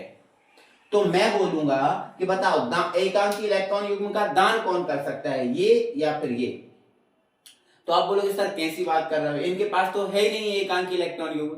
जब है नहीं तो दान कैसे करेंगे, नहीं कर पाएंगे ना, लेकिन ये तो दान कर सकते हैं। आप बोलोगे हाँ सर ये दान कर सकते हैं। अब ये दान नहीं कर सकते तो ग्रहण तो कर सकते हैं, ये नहीं कर सकते, हाँ ये ग्रहण कर सकते हैं सर, ग्रहण कर सकते हैं, बट ये दान नहीं कर सकते, वे दान नहीं कर सकते। ये लोग जो है ना वो दान नहीं कर सकते क्योंकि इनके पास है नहीं। ग्रहण कर सकते हैं, लेकिन ये लोग इनके पास है, ये दान कर सकते हैं, है ना, ठीक है। तो यहां पर देखो ऐसा लिखा है, ऐसे पदार्थ जो एकांकी इलेक्ट्रॉन युग्म में ग्राही होते हैं, मतलब एकांकी इलेक्ट्रॉन को युग्म को ग्रहण करते हैं, दान नहीं करते, ग्रहण करते हैं, उन्हें हम लुईस अम्ल कहते हैं। लिखा है ऐसे पदार्थ जो एकांकी इलेक्ट्रॉन युग्म ग्राही होते हैं, मतलब एकांकी इलेक्ट्रॉन युग्म को ग्रहण करते हैं, वो लुईस अम्ल होते हैं, है ना। और फिर आगे एक बात और कही गई कि भैया इनके अनुसार सभी धनायन, जितने भी धनायन हैं वो लुईस अम्ल है, जितने भी धनायन है वो क्या है, लुईस अम्ल है, ठीक है। जो एकांकी इलेक्ट्रॉन युग्म ग्रहण करते हैं वो लुईस अम्ल है, और जितने भी धनायन है वो सब लुईस अम्ल है। तो ये लुईस अम्ल है, हाँ ये लुईस अम्ल है। तो एग्जाम्पल में क्या जाएगा, तो ये AlCl3, ठीक है, VF3, Al के सभी जितने भी हैं वो सब आ जाएंगे, B के सब आ जाएंगे, जैसे BF3 हो गया, है ना, BCl3 हो गया, ये सब आ जाएंगे, ठीक है ना। इसके बाद कुछ हद तक SiCl4 भी आ जाता है, SiCl4 भी आ जाता है ना, या फिर SiF4 भी आ जाता है ना, मतलब SI के जितने भी सब आ जाएंगे, ठीक है ना। अब सभी धनायन में कौन आएगा, तो सभी धनायन में वो धनायन आएगा जैसे Br पे प्लस है, संक्रमण S ब्लॉक के तत्व पे भी धनायन होता है, लेकिन S ब्लॉक यहाँ नहीं जुड़ेगा क्योंकि S ब्लॉक खुद में अपने आप में एक प्रॉपर्टी रखता है क्षारीयता की, तो वो नहीं आएंगे इसमें, वो S ब्लॉक का कुछ भी नहीं आएगा, P ब्लॉक के आएंगे, है ना। तो Br प्लस हो गया, या फिर NO2 पर प्लस हो गया, ऐसे ये वाले प्लस आएंगे, ये वाले प्लस आएंगे, ठीक है ना। हाँ ध्यान रखना, जैसे H प्लस हो गया, H प्लस, ये तो धातु धातु में चला जाता है ना, तो ये आएंगे लुईस अम्ल में, ये आएंगे लुईस अम्ल में, ठीक है। तो ध्यान रखना ये लुईस अम्ल है, इनको याद रखना, इन एग्जाम्पल को ऑब्जेक्ट में आपसे पूछ लेता है, ठीक है ना। तो ध्यान रखना जो ऐसे पदार्थ जो एकांक इलेक्ट्रॉन युग्म ग्राही होते हैं वो लुईस अम्ल होते हैं। आ जाओ लुईस क्षार पे। तो ऐसे पदार्थ जो एकांकी इलेक्ट्रॉन युग्म दाता होते हैं, अब दाता कौन होंगे, जिनके पास होगा वो तो दाता होंगे, तो ये दान कर सकते हैं, ये दान कर सकते हैं, इसलिए लुईस क्षार में आते हैं क्योंकि इनके पास होता है ना। और इनके अनुसार सभी ऋणायन लुईस क्षार होते हैं। तो इसके एग्जाम्पल अगर लिखे तो पहला एग्जाम्पल तो क्या हो जाएगा, NH3 हो जाएगा, है ना। दूसरा एग्जाम्पल क्या हो जाएगा, H2 हो जाएगा।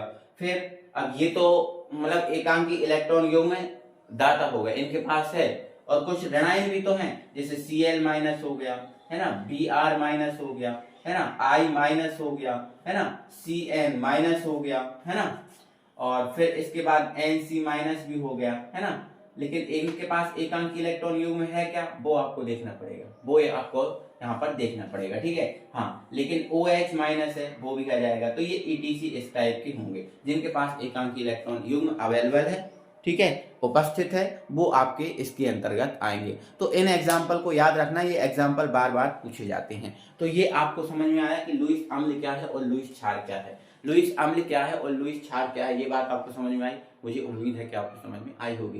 तो ऐसे पदार्थ जो एकांकी इलेक्ट्रॉन युग्म ग्राही होते हैं लुईस अम्ल, और जो दाता होते हैं वो लुईस क्षार, ठीक है। थोड़ा सा आपको दिमाग में जो इनको याद करके रखना ही पड़ेगा, इनको याद करके रखना ही पड़ेगा बेटा, ठीक है ना। चलो, तो ये बात आपको समझ में आ गई। अब एक क्वेश्चन बना देता है एग्जामिनर, जैसे एक क्वेश्चन में यहाँ आपको बना के बताता हूँ।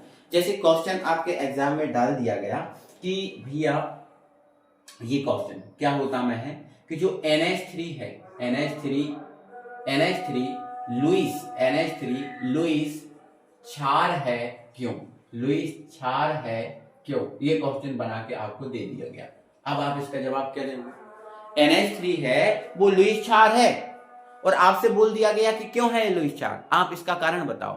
तो भैया NH3 लुईस क्षार है, क्यों है, क्यों, क्योंकि यहां पर आंसर लिखोगे, यहां पर लिखोगे आंसर, इसका जब आंसर लिखोगे तो क्या लिखोगे, NH3 लुईस क्षार है, NH3 लुईस क्षार है, क्योंकि NH3 में N मतलब नाइट्रोजन परमाणु के पास एक एकांकी इलेक्ट्रॉन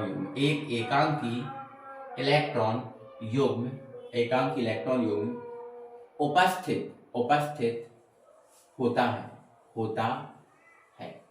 इसीलिए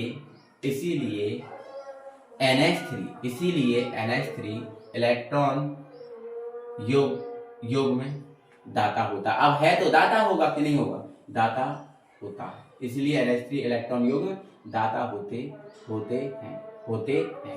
अतः यह लुईस क्षार है, अतः यह लुईस क्षार है। मतलब जिनके पास एकांकी इलेक्ट्रॉन युग्म है तो वो दाता है और इसलिए वो लुईस क्षार है। तो ऐसे क्वेश्चन आप बना सकते हो, और आगे जाके आप थोड़ा सा बता देना कि जो NH3 है इसकी संरचना अगर बनाए तो ये N है, ये H है, ये H है और ये H है। इसके संयोजकता कोष में कितने इलेक्ट्रॉन होते हैं, 5। तो इनके पास एक एकांक इलेक्ट्रॉन युग्म होता है, है ना, इसीलिए ये इलेक्ट्रॉन युग्म दाता होते हैं। कौन होते हैं, दाता, है ना। तो ऐसा बना देना, ये इसका आंसर लिख देना आप। और इसी टाइप का अगर और कोई भी क्वेश्चन आए तो उसका भी आंसर आपको इसी टाइप से देना है। जिनके पास नहीं है वो ग्राही हैं और जिनके पास है वो दाता हैं, ठीक है ना। तो ये आप उम्मीद है कि समझ गए होंगे। और लुईस का ये अम्ल और क्षार सिद्धांत होता है। फिनिश। अब हम पढ़ेंगे आगे। चलो, तो बेटा अब हमारा अगला जो सिद्धांत है जिसका नाम है ला सातेली का नियम या ला सातेली का सिद्धांत, हमें इसको समझना है, थोड़ा ध्यान से समझो। अब मुझे ये बताओ, अगर मैं आपसे बोलूं कि आप अपनी इस उंगली को पकड़िए और ऐसे मरोड़िए, है ना, तो आप मरोड़ेंगे तो आपको दर्द कहाँ होगा, यहाँ होगा। बोलो होगा कि नहीं होगा, यहाँ होगा कि नहीं होगा। बोलोगे हाँ सर यहाँ होगा। अगर मैं आपको गाल पे मारूंगा तो दर्द आपको गाल पे होगा। ऐसा तो नहीं होगा कि उंगली को मरोड़ने पर दर्द गाल पे हो रहा है या गाल पे मारने पर उंगली में दर्द हो रहा है। ऐसा होता है क्या, नहीं होता, नहीं होता ना, ठीक है, नहीं होता। आप बोलोगे बिल्कुल सर नहीं होता, ठीक है, ओके। अब यहां पर मेरी बात समझो, ये भैया मेरे पास मतलब मैंने एक नदी बना के रखी, क्या बना के रखी है? नदी। या फिर भला मैंने एक तालाब बना के रखा, क्या बना के रखा है? तालाब। अब इस तालाब में भैया यहाँ पर घाट है, मतलब यहाँ पर घाट है, मतलब यहाँ पर इस तालाब में जा सकते हैं, है ना, नहा सकते हैं, कपड़े धो सकते हैं, जो भी कुछ कर सकते हैं वो यहाँ पे कर सकते हैं, ठीक है ना। और यहाँ पर कर सकते हैं, तो ये जो है ना तालाब किसी शहर के आसपास है, तो लोग बाग जो श्रद्धालु हैं अपनी फूल माला या फूल जो भी पूजा की सामग्री होती है वो यहाँ पर विसर्जन करते हैं, यहाँ पर विसर्जन करते हैं, ठीक है ना। तो देखो ये इस तालाब का जो जो जल है सबसे ज्यादा प्रभावित कहाँ हो रहा है? यहाँ पर हो रहा है, क्योंकि यही लोग स्नान कर रहे हैं, यही लोग नहा रहे हैं, यही लोग कपड़ा धो रहे हैं, यही धूप बत्ती जो है ना फूल माला जो भी है ना वो सब यही सरा रहा है। तो यहाँ का जो पानी है वो ज्यादा गंदा होगा, होगा कि नहीं, कंपेयर टू ये, मतलब यहाँ की अपेक्षा। यहाँ जो पानी भरा हुआ है बिल्कुल साफ है, यहाँ पर कोई गंदगी यहाँ पर नहीं है। क्यों? क्योंकि यहाँ पर मतलब कोई आ ही नहीं पा रहा, यहाँ पर कोई आ ही नहीं पा रहा, ये पानी प्रभावित ही नहीं हो रहा। बोलो हो रहा है क्या? नहीं हो रहा। तो यहाँ पर पानी प्रभावित नहीं हो रहा, मतलब यहाँ पर कुछ नहीं है, ये सही है। लेकिन यहाँ पानी प्रभावित हो रहा है, मतलब यहाँ पर गड़बड़ी है। ओके, तो जो लासातेलिये का नियम है बेटा कुछ इस टाइप से ही है, लासातेलिये का नियम है कुछ इस टाइप से ही है। देखो ये नियम कहता है, नामक वैज्ञानिक ने किसी साम्य, साम्य मतलब साम्य अवस्था ही होता है, परेशान मत होना, साम्य का मतलब क्या होता है? साम्य अवस्था ही होता है। तो लासातेली नामक वैज्ञानिक ने किसी साम्य पर ताप दाब एवं सांद्रता का प्रभाव, देखो किसी भी साम्य अवस्था को प्रभावित करने वाले तीन ही कारक होते हैं, ताप दाब और सांद्रता, ठीक है ना। पहला है ताप, दूसरा है दाब और तीसरी क्या है? सांद्रता। किसी साम्य को ये प्रभावित करने वाले तीन कारक हैं, किसी साम्य को प्रभावित करने वाले ये तीन कारक हैं, ताप दाब एवं सांद्रता, ये तीन कारक हैं। तो बोला गया लासातेली नामक वैज्ञानिक ने किसी साम्य पर ताप दाब और सांद्रता का प्रभाव ही समझाया, और इसको प्रभाव को समझाने के लिए उन्होंने एक नियम की स्थापना, मतलब एक नियम दे दिया। इस प्रभाव को समझाने के लिए उन्होंने एक नियम भी दे दिया। और इस नियम में क्या बोला गया? इस नियम में सिर्फ यही बोला गया कि भैया यदि किसी निकाय की साम्य अवस्था पर साम्य को प्रभावित करने वाले कारक जैसे ताप दाब एवं सांद्रता में परिवर्तन कर दिया जाए, ताप दाब एवं सांद्रता में क्या कर रहे हैं? परिवर्तन कर रहे हैं, है ना। तो साम्य अवस्था उस दिशा में लागू, मतलब साम्य अवस्था उस स्थिति में उस जगह पर लागू होगी जहां पर ताप दाब और सांद्रता का प्रभाव क्या हो? कम से कम हो, कम से कम हो। अब बताओ ये जो तालाब है इसमें साम्य अवस्था कहां पर लागू है? यहाँ पर लागू है, क्योंकि यहाँ का पानी प्रभाव नहीं हो रहा, प्रभावित नहीं हो रहा, यहाँ कुछ कर नहीं रहा कोई, लोग नहा नहीं रहे, लोग जो है ना कपड़े नहीं धो रहे। लेकिन यहाँ तो फूल माला कपड़े नहाना धोना सब कुछ हो रहा है, तो यहाँ का पानी गंदा हो रहा है, मतलब यहाँ पर साम्य अवस्था प्रभावित है लेकिन यहाँ पर प्रभावित नहीं है, क्योंकि यहाँ तो पानी स्वच्छ है, यहाँ पर कोई कुछ नहीं कर रहा है, ना ताप का प्रभाव है, ना दाब का, ना सांद्रता का, किसी का प्रभाव नहीं है। तो यही तो इन्होंने बताया कि जहाँ ताप दाब और सांद्रता का प्रभाव ज्यादा होगा वहां साम्य अवस्था नहीं होगी, लेकिन ताप दाब और सांद्रता का प्रभाव जहां कम है उस दिशा में साम्य अवस्था लागू होगी। यही बात इन्होंने कही। तो यही लिखा है, यदि किसी निकाय की साम्य अवस्था पर साम्य को प्रभावित करने वाले कारक जैसे ताप दाब और सांद्रता में परिवर्तन कर दिया जाए तो साम्य अवस्था उस दिशा में लागू होती है जहां ताप दाब एवं सांद्रता का प्रभाव क्या है? कम से कम है। मतलब ये साम्य अवस्था को प्रभावित करने वाले कारकों को बताता, मतलब ये साम्य अवस्था का प्रभाव बताता है कि साम्य अवस्था कहाँ पर स्थापित होगी और कहाँ पर साम्य अवस्था स्थापित नहीं होगी, ये इसी के बारे में बताता है। और मुझे उम्मीद भी है कि आपको ये बात समझ में भी आ गई होगी, कहाँ साम्य अवस्था लागू होती है, कहाँ नहीं होती, क्या। बस इससे अपन को यही सीखना है कि कहाँ साम्य अवस्था है और कहाँ साम्य अवस्था नहीं है। तो जहाँ ताप दाब और सांद्रता का प्रभाव कम है वहां साम्य अवस्था है, और जहाँ नहीं है वहां पर नहीं है। ओके, तो ये भैया अपना क्या हो गया? तो ये भैया अपना हो गया लासातेलिये का नियम। मुझे उम्मीद है कि आपको समझ में आ गई होगी ये बात, और ये जो नियम है इंपॉर्टेंट भी है, नियम पेपर में आता भी है, ठीक है ना। तो ये साम्य अवस्था को बताता है, तो ये साम्य अवस्था मुझे उम्मीद है कि आप समझ गए होंगे, ठीक है ना। चलो, तो इसके बाद ये हम नियम हटा देते हैं, आप अपनी स्क्रीनशॉट लेके अपनी कॉपी में इसको एडजस्ट कर लेना, ठीक है ना। चलो, तो अगली हेडिंग डाल दो बेटा। देखो हमने आपको अम्लोक्षार पढ़ा दिए कि नहीं पढ़ा दिए? पढ़ा दिए ना, ठीक है, तो फिर कोई दिक्कत ही नहीं है ना। चलो, तो अगला नियम आप बेटा हेडिंग डालोगे, अगले नियम में आप हेडिंग डालोगे कि भैया जो है ना ओस्टवाल्ड का तनुता नियम क्या है, ओस्टवाल्ड का तनुता नियम क्या है, ये आप अपनी कॉपी में हेडिंग डालोगे।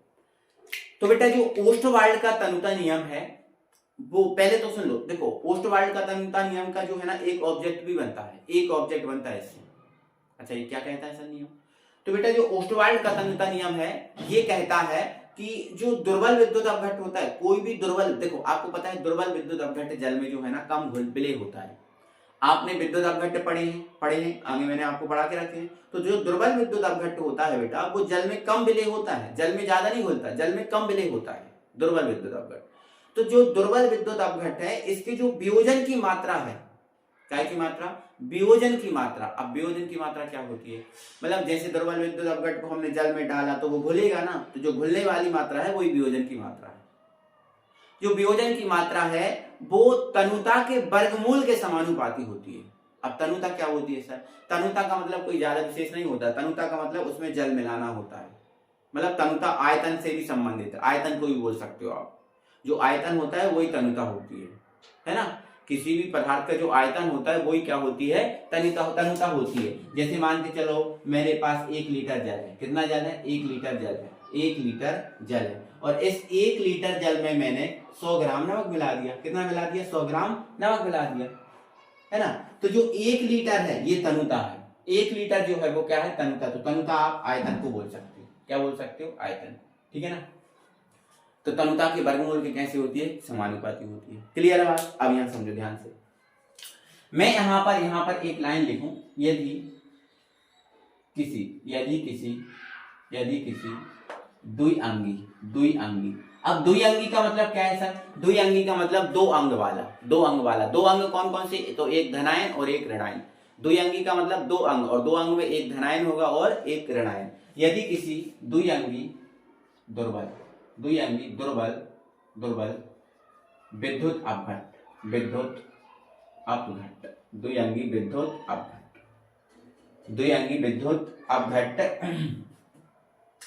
विद्युत अपघट्ट के वियोजन की मात्रा अल्फा व तनुता का मतलब क्या होता है? आयतन भी होता है। क्या होता है? आयतन। v है तब मतलब मैंने बोल दिया यदि किसी द्विअंगी दुर्बल विद्युत अपघट्ट के वियोजन की मात्रा अल्फा है और तनुता क्या है? v है, तब इस नियम के अनुसार क्या हो जाएगा भाई? तब इस नियम के अनुसार ये नियम क्या कह रहा है? वियोजन की मात्रा तनुता के वर्गमूल के समानुपाती होती है। तो वियोजन की मात्रा क्या है? अल्फा, और तनुता क्या है? तो तनुता को क्या माना? v माना, तो ये v है ना? और इसका ये वर्गमूल है। तो जो वियोजन की मात्रा है इसका ये वर्गमूल है, इसकी कैसी होगी? समानुपाती होगी, ऐसी होगी, ठीक है? तो ये हमने मान लिया, ये नियम लिख लेना, फिर ये थोड़ा सा स्ट्रक्चर बना के दे देना, ठीक है? अब आपको पता है कि जब समानुपाती का चिन्ह हटाया जाता है तब एक नियतांक आता है। क्या आता है? नियतांक। तो ये क्यों हो गया, और ये अंडर रूट में क्या आ गया? भी आ गया। क्या आ गया? भी आ गया। या फिर अगर मैं इसको देखो पहले तो लिख लो, जहां के एक नियतांक है, के देखो नियतांक है, क्योंकि समानुपाती का चिन्ह हटाते तो नियतांक आता है। जहां के एक नियतांक है जिसे साम्य स्थिरांक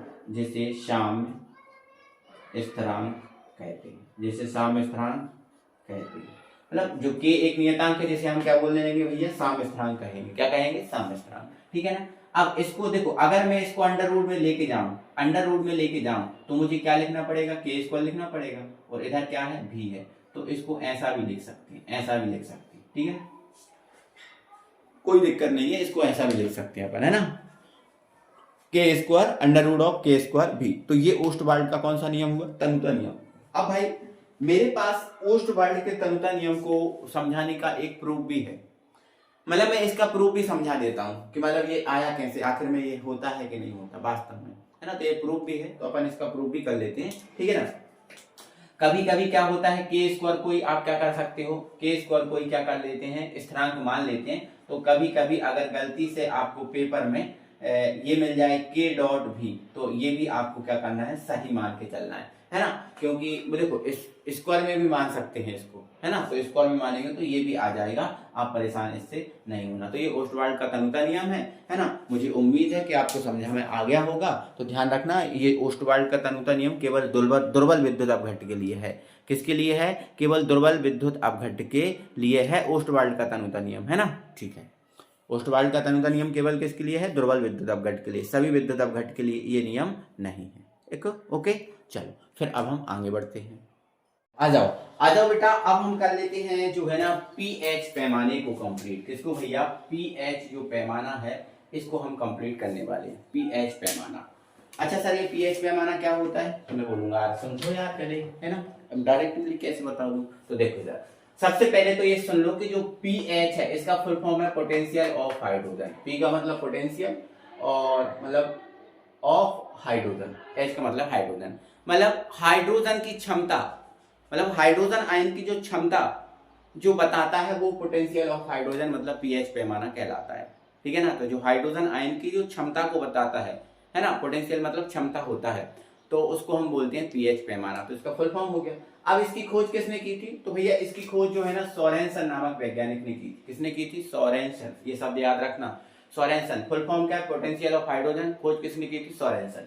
अच्छा, पीएच पैमाने के द्वारा हम करते क्या है? तो देखो यहाँ लिखा है, पीएच पैमाना किसी विलयन की अम्लीयता एवं क्षारीयता बताता है। पीएच जो पैमाना है किसी विलयन की अम्लीयता और क्षारीयता बताना, मतलब हम ये अगर पता करना है कौन सा विलयन अम्लीय है या कौन सा विलयन क्षारीय है तो हम पीएच पैमाने के द्वारा हम कर सकते हैं, पीएच पैमाने के द्वारा हम बता सकते हैं। ठीक है, क्योंकि जो पीएच पैमाना है इसकी परास 0 से लेकर 14 तक होती है। पीएच पैमाने की परास कहां से कहां तक होती है भैया? 0 से लेकर 14 तक होती है। तो अगर ये पीएच का मान 0 से 6 तक आ रहा है, अगर हमें पीएच मान 0 से कहां तक मिल रहा है भैया? 6 तक मिल रहा है, तो वो विलयन होगा अम्लीय। कैसा होगा? अम्लीय होगा। और अगर हमें पीएच मान 7 मिल रहा है, कितना मिल रहा है? 7 मिल रहा है, तो वो विलयन कैसा होगा? उदासीन होगा।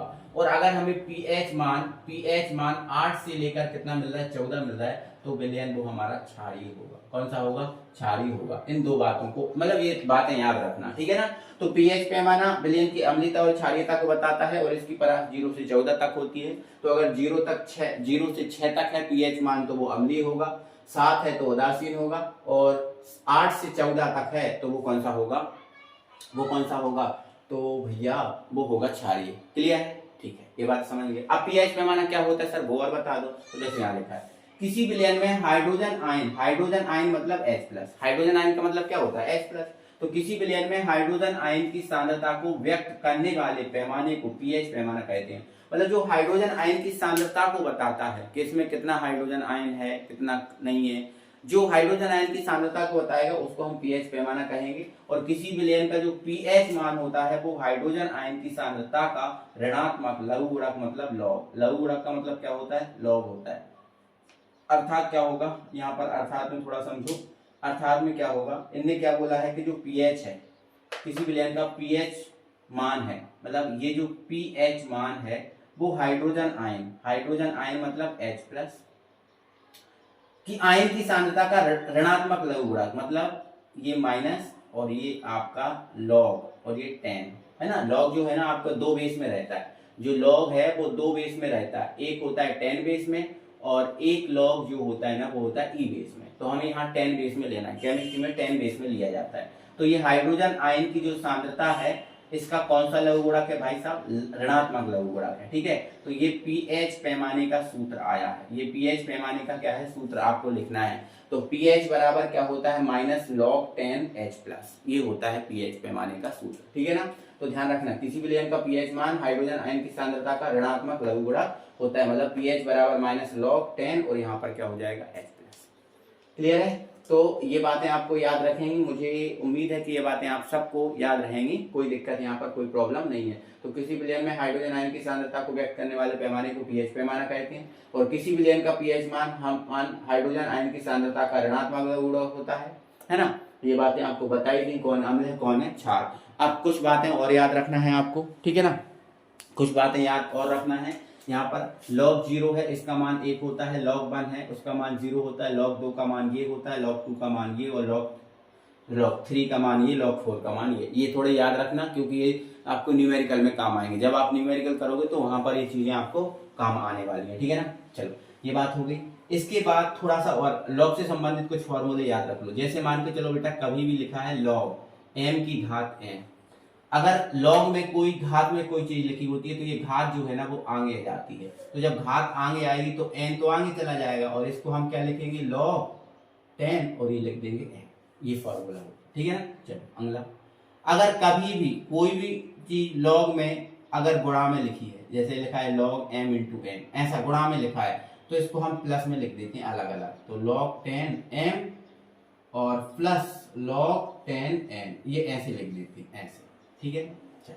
और अब लॉग में कोई चीज बटे में लिखी है, कैसी लिखी है, बटे में, log m बटे n, तो इसको हम लिख देते हैं बेटा log m minus log n।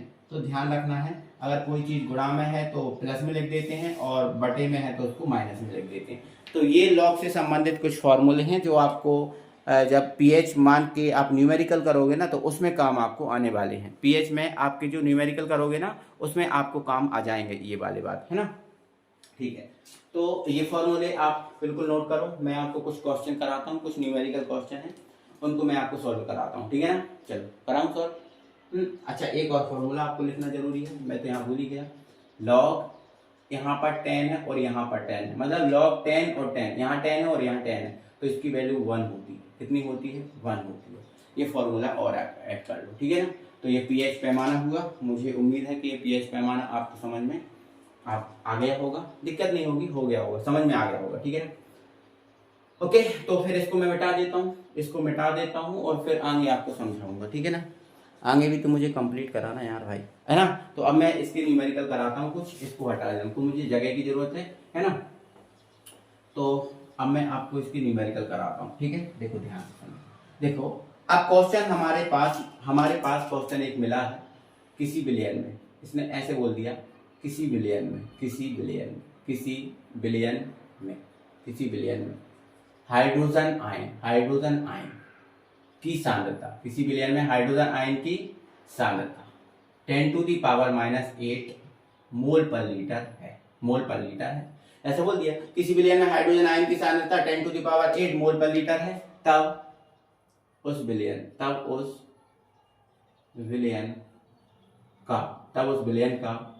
pH मान बताइए। एवं बताइए कि विलयन अम्लीय है या क्षारीय। मतलब ऐसा बोल दिया कि आप तो पहले तो आप pH मान बताओ कि इसका pH मान क्या है, और फिर बताओ कि विलयन अम्लीय है या क्षारीय। तो मैं इसका मतलब ज्यादा न्यूमेरिकल नहीं दूंगा, थोड़ा सा आपको समझाऊंगा और फिर बस बता दूंगा, ठीक है ना। तो देखो, आपको हाइड्रोजन आयन की सांद्रता कितनी दे के रखी है, हाइड्रोजन आयन की सांद्रता देखी है, लग रही है H+ बराबर 10 टू दी पावर -8 मोल पर लीटर, ये दे के रखी है, ठीक है सर, ये दे के रखी है। अब हाइड्रोजन आयन की सांद्रता ये दे के रखी, अब हमें क्या निकालना है, पहले तो pH मान निकालना। तो pH मान निकालो, तो pH का सूत्र क्या होता है, pH बराबर -log 10 और ये H+ होता है, हाँ ठीक है। अब माइनस ये रहा आपका log और ये रहा आपका 10। H+ का मान कितना है, 10 की घात -8। अब मैंने अभी आपको एक फॉर्मूला बताया था, अगर log m की घात n है, तो घात आगे चली जाती है, मतलब n, और इसको लिख देते हैं log m, ऐसे लिख देते हैं, ठीक है सर, ऐसे लिख देते हैं। तो जब ये आगे जाएगा तो माइनस माइनस क्या हो जाएगा, प्लस हो जाएगा, और ये 8, और ये आपका आ गया log 10 और ये आपका 10। और फिर आपने एक फॉर्मूला पढ़ा था कि log 10 और यहाँ 10 है तो इसका मान 1, तो यहाँ पर इसका मान कितना आ गया भैया, 1 आ गया, तो 8 इंटू 1 मतलब 8, तो pH मान कितना आ गया, 8 आ गया, pH मान कितना आ गया, 8। और जब pH मान 8 है तो विलयन कैसा है, क्षारीय होगा, कैसा होगा, क्षारीय होगा। तो ये न्यूमेरिकल, इस टाइप की न्यूमेरिकल आपसे पूछे जा सकते हैं, है ना। तो ये बनना मतलब ये बहुत इजी न्यूमेरिकल लग रहा है ना आपको, बताओ कठिन लग रहा है क्या आपको, नहीं ना, बिल्कुल इजी है, कोई दिक्कत कोई परेशानी इसमें नहीं रहने वाली, ठीक है, आगे बढ़ो। अब ऐसे ही करके एक और दूसरा न्यूमेरिकल आ गया कि किसी विलयन में हाइड्रोजन आयन की सांद्रता 10 टू दी पावर -6 है, तो उस विलयन का पीएच मान बताओ और उस विलयन अम्लीय है या क्षारीय ये वाला बताओ। तो ये आपको करना है। ये जो न्यूमेरिकल दूसरा जो मैंने आपको ये वाला है ये आपको करना है 10⁶ वाला, ठीक है ना। चलो फिर मैं अगला आपको न्यूमेरिकल कराता हूँ, अगला न्यूमेरिकल आपको समझाता हूँ, ठीक है ना। चलो तो इसको मैं हटाऊंगा, है ना, क्योंकि हटाना तो जरूरी है भाई, जगह तो बनाना पड़ेगी, ठीक है। चलो अब एक क्वेश्चन ऐसा आया है कि किसी विलयन में हाइड्रोजन आयन की सांद्रता 2 × 10⁻³ 2 × 10⁻³ मोल पर लीटर है। ये क्वेश्चन बना है, किसी विलयन में हाइड्रोजन आयन की सांद्रता 2 × 10⁻³ मोल पर लीटर है, तब उस विलयन का पीएच मान और बताइए कि विलयन को अम्लीय है या क्षारीय, ये बातें आपको बतानी है, ठीक है ना। तो सुनो इधर, तो हाइड्रोजन आयन की सांद्रता कितनी है भैया 2 × 10⁻³ मोल पर लीटर, ये है। तो पीएच का सूत्र क्या होता है भैया, तो -log 10 और ये क्या होता है H+, ठीक है सर। अब माइनस ये रहा लॉग, ये रहा 10 और इसका मान कितना है 2 × 10⁻³, ठीक है सर। अब हमने एक फॉर्मूला पढ़ के रखा है, अगर log m × n होता है, log m × n होता है तो इसको हम क्या लिखते हैं log m plus log m ऐसे लिखते हैं, ठीक है सर। तो ये भी तो देखो गुणामय है, ये भी तो गुणामय है, तो माइनस को अगर बाहर लिख दें तो इसको हम log 10 2 प्लस log 10 10⁻³ लिख सकते हैं, 10⁻³ लिख सकते हैं। आप बोलोगे हाँ सर ये तो लिख सकते हैं, क्या दिक्कत है, फॉर्मूला है आपने पढ़ाया, ठीक है। अब यहाँ देखो माइनस को अंदर लिखा रहने दो, है ना, माइनस को अंदर लिखा रहने दो। log 2 का मान कितना होता है, तो आप बोलोगे सर 0.301 होता है, आपने अभी पढ़ाया हमें, हाँ सर ठीक है। अब ये घात आगे जाएगी तो ये माइनस का जो 3 है वो आगे चला जाएगा और ये आपका क्या बचेगा log 10 और यहाँ पर 10, तो इसका मान क्या हो जाएगा, देखो मैं इसको जगह कम होने के कारण एक सेकंड में देखता हूँ जगह कहाँ है, हाँ है अभी तो, ठीक है। तो यहाँ पर ये कम जगह होने के कारण मैं यहाँ सॉल्व करूंगा, इतनी वाली जगह ये जब पकड़ूंगा इसको सॉल्व करूंगा यहाँ पर, ठीक है ना। तो देखो ये बराबर पीएच के बराबर चल ही रहा है, ठीक है, ये माइनस बाहर है और ये है आपका, ये आपका 0.301 और ये तो आपका 1 हो गया, तो ये क्या बचा माइनस का 3 बचा, केवल क्या बचा माइनस का 3। अब 3 में से इसको घटाओगे तो माइनस में ही आएगा, अब माइनस में ही आएगा तो माइनस माइनस क्या हो जाएगा प्लस, मतलब प्लस में जो भी वैल्यू आएगी, प्लस में जो भी वैल्यू आएगी वो 2 पॉइंट कुछ में आएगी, है ना, 2 पॉइंट कुछ में आएगी, तो ये 2.609 आएगी, 2.609 आएगी। अब 2.60 आया है तो मतलब कहाँ है, यहाँ से यहाँ के बीच है, मतलब विलयन कैसा है अम्लीय है, कैसा है अम्लीय। तो ऐसे करके आप इसके न्यूमेरिकल भी कर लेना, ऐसे करके इसके आप न्यूमेरिकल भी कर लेना, ठीक है ना। तो ये न्यूमेरिकल हो जाएंगे तो ये पीएच पैमाना हमारा होता है फाइनली कंप्लीट, ओके।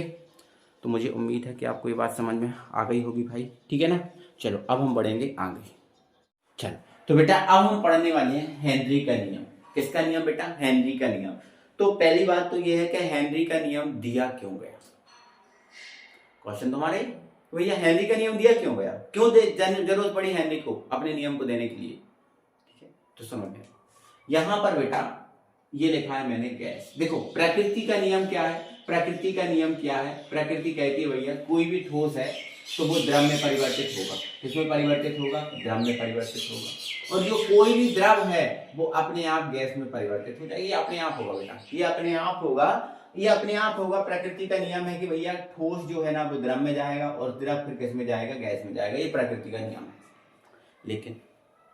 लेकिन अगर हमें गैस को द्रव में बदलना है तो, या द्रव को ठोस में बदलना है तो भैया कुछ बाहरी बल लगाना पड़ेगा, बिना बाहरी बल के तो ये पॉसिबल नहीं है क्या, नहीं है ना, ये बाहरी बल के पॉसिबल। देखो प्रकृति का नियम है ठोस द्रव में चला जाएगा, द्रव गैस में चली जाएगी, ये प्रकृति का नियम है। लेकिन गैस को अगर द्रव में बदलना है तो फिर अपने आप नहीं जाएगा, प्रकृति के अनुसार नहीं जाएगा, फिर वो इंसान जो है ना बाहरी बल लगाएगा और बाहरी बल के अनुसार उसको जबरदस्ती बदलेगा, ठीक है साहब, ये बात सही है ना, ये बात सही है ना। देखो अगर हमें किसी द्रव को ठोस में बदलना है तो हम उसको फ्रिज में रख देते हैं, कहाँ रख देते हैं, फ्रिज में, बदल जाता है ठोस में, बदल जाता है ना, हाँ ठीक है।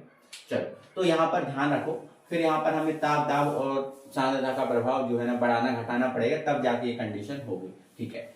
तो बेटा हेनरी का नियम है वो है गैस की द्रव में विलेयता के लिए, ठीक है, गैस की द्रव में विलेयता, गैस की द्रव में विलेयता, अब गैस की द्रव्य विलेयता क्या होती है साहब? तो गैस की द्रव्य विलेयता का मतलब होता है गैस का द्रव में मिलना। गैस की द्रव्य विलेयता का मतलब क्या है? गैस का द्रव में मिलना। समझ रहे हो? गैस की द्रव्य विलेयता का मतलब क्या है? गैस का द्रव में मिलना या गैस का द्रव में घुलना, वो गैस की द्रव्य विलेयता है। और आपको पता है गैस अपने आप तो द्रव में मिलेगी नहीं, अपने आप तो द्रव में मिलेगी नहीं, तो कुछ ना कुछ करना पड़ेगा। तो हेनरी महोदय ने कहा कि भैया अगर आप कोई द्रव किसी द्रव में अगर आप किसी द्रव में जैसे मान के चलो इसमें भरा हुआ द्रव, इसमें क्या भरा हुआ द्रव, और किसी द्रव में आप गैस को मिलाना चाह रहे हो, किसी गैस को आप द्रव में मिलाना चाह रहे हो, तो वो गैस अपने आप द्रव में नहीं मिलेगी। तो इसके लिए बेटा आपको दाब लगाना पड़ेगा, मतलब एक पिस्टन लगाकर इस पर क्या लगाना पड़ेगा? दाब लगाना पड़ेगा। क्या लगाना पड़ेगा? दाब। पी मतलब क्या होता है? दाब लगाना पड़ेगा। तो जैसे ही दाब लगाओगे तो ये गैस द्रव में विलय हो जाएगी। जैसे ही आप दाब लगाओगे तो ये गैस द्रव में विलय हो जाएगी।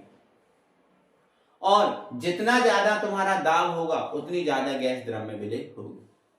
और जितनी अगर आपको गैस की ज्यादा मात्रा द्रव में विलय करना पड़ेगी तो आपको ज्यादा दाब लगाना पड़ेगा, कम करना है तो कम लगाना पड़ेगा। ठीक है ना? तो ये जो नियम है गैस की द्रव्य विलेयता पर दाब का प्रभाव समझाने के लिए है। तो अक्सर हम देखते हैं कि कोल्ड ड्रिंक्स में गैस भरी होती है। कोल्ड ड्रिंक्स में हम कोका कोला या स्प्राइट लेके आते हैं, उसको खोलते हैं तो उसमें से गैस निकलती है ना। तो वो गैस भरी कैसे जाती है? तो वो हेनरी नियम का उपयोग करके ही भरी जाती है, मतलब वो गैस अधिक दाब पर भरी जाती है उसमें। तो किसी भी गैस को अगर द्रव में मिलाना है तो अधिक दाब पर वो मिला सकते हो आप, कम दाब लगा के नहीं मिला सकते, अधिक दाब लगाकर मिला सकते हो। तो किसी द्रव में स्थिर ताप पर किसी द्रव में मिले गैस की मात्रा उस पर लगाए गए दाब की कैसी होती है? समानुपाती होती है। ये हेनरी का नियम है, ये हेनरी का नियम है। अब मैं यहाँ पर एक लाइन भी लिखता हूँ, थोड़ा शब्द लिखता हूँ, शब्द भी जरूरी है। ठीक है, तो यहाँ पर मैंने लिखा यदि किसी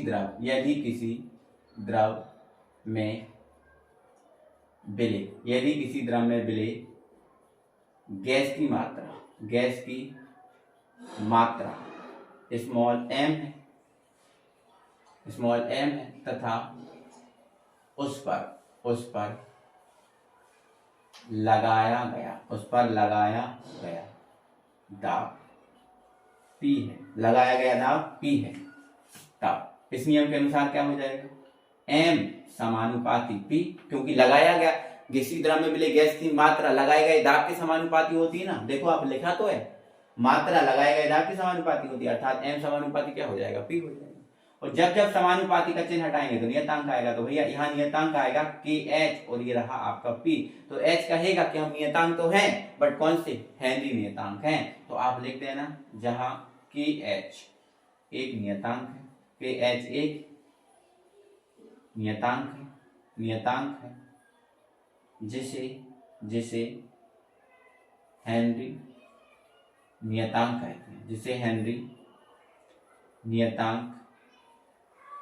कहते हैं, जिसे हेनरी नियतांक कहते हैं। बस ये बात है। ओके, तो ये आपका कौन सा नियम कंप्लीट होता है मेरे डियर साथियों? हेनरी का नियम। तो हेनरी नियम भी फिनिश हो गया था। मतलब इंपॉर्टेंट जितने अपने नियम थे वो लगभग फिनिश हैं, लगभग बेटा फिनिश हैं। जितने भी इंपॉर्टेंट नियम थे वो लगभग फिनिश हैं। ओके, अब इंपॉर्टेंट नियम हमारे सर फिनिश हो गए। अब हमारा क्या आया सर? अब हमें क्या पढ़ना है? तो भैया अब हम आपको पढ़ाएंगे वफर विलयन। कौन सा विलयन बेटा? वफर विलयन। तो अपनी कॉपी में हेडिंग बना लो फिर, या आप स्क्रीनशॉट लिखते जाओ और अपनी कॉपी में लिखते जाओ, समझते जाओ। तो अब हम पढ़ेंगे भैया बफर विलयन। अच्छा, बफर सिस्टम सुना है आपने? अरे सर कैसी बात कर रहे हो, हम तो बफर सिस्टम खा के भी आए। सुना क्या है? हम तो खा के भी आए बफर सिस्टम। वाह, अच्छी बात है भैया, बफर सिस्टम खा के आए हो, बहुत अच्छी बात है। फिर तो इससे अच्छा क्या हो सकता है? कुछ हो ही नहीं सकता। ठीक है सर। ओके, तो बफर सिस्टम में आपको पता है कोई भी आए, कोई भी जाए, कोई भी खाए, कोई फर्क पड़ता है? किसी ने 10 दिन से नहीं नहाया वो आके खा जाए, कोई कुछ कहेगा उससे? कोई नाली साफ करके आया है खा जाए, कोई फर्क पड़ेगा उस पर? कोई आधा रसगुल्ला खा के उसी में डाल दे, कोई फर्क पड़ेगा? नहीं यार, कोई नहीं बोलेगा, क्योंकि कोई बोलने वाला उधर नहीं है ना। तो बफर सिस्टम भैया एक ऐसा सिस्टम होता है जिस पर कोई भी आए, कोई भी जाए, कोई भी खाए, कोई प्रभाव नहीं पड़ता। तो इसी टाइप का बेटा थोड़ा सा है हमारा कौन? बफर विलयन। क्या है? बफर विलयन। तो बेटा बफर विलयन एक ऐसा विलयन होता है जिसमें थोड़ा अम्ल या थोड़ा क्षार मिला दो, थोड़ा अम्ल मिला दो या थोड़ा क्षार मिला दो, इसके पीएच मान पर कोई प्रभाव नहीं पड़ता, मतलब इसका पीएच मान नहीं बदलता। देखो अभी आपको मैंने पीएच पैमाना पढ़ाया, मैंने अभी आपको थोड़ी देर पहले क्या पढ़ाया? पीएच पैमाना पढ़ाया। और पीएच पैमाने में क्या बात कही गई? तो पीएच मान आपको पता है कहां से होता है? 0 से लेकर 14 तक होता है। तो 0 से 6 तक क्या होता है? अम्लीय। और 0 से 6 तक अम्लीय, 7 होता है उदासीन, और 7 से ऊपर क्या होता है? क्षारीय होता है कि नहीं? तो पीएच भैया वो ही है जिस पर अम्ल या क्षार मिला दो उस पर कोई प्रभाव नहीं पड़ेगा। थोड़ा सा अम्ल मिला दो या थोड़ा सा क्षार मिला दो, इसके पीएच मान पे कोई प्रभाव नहीं पड़ेगा। ये बफर विलयन। ये क्या है? बफर विलयन। तो इस बात को याद रखना कि अम्ल मिलाओ या क्षार मिलाओ, इसके पीएच मान पे कोई प्रभाव नहीं पड़ने वाला। ठीक है सर, ये हो गया। अब बेटा जो बफर विलयन है वो दो टाइप का है, एक अम्लीय बफर विलयन है और एक क्षारीय बफर विलयन।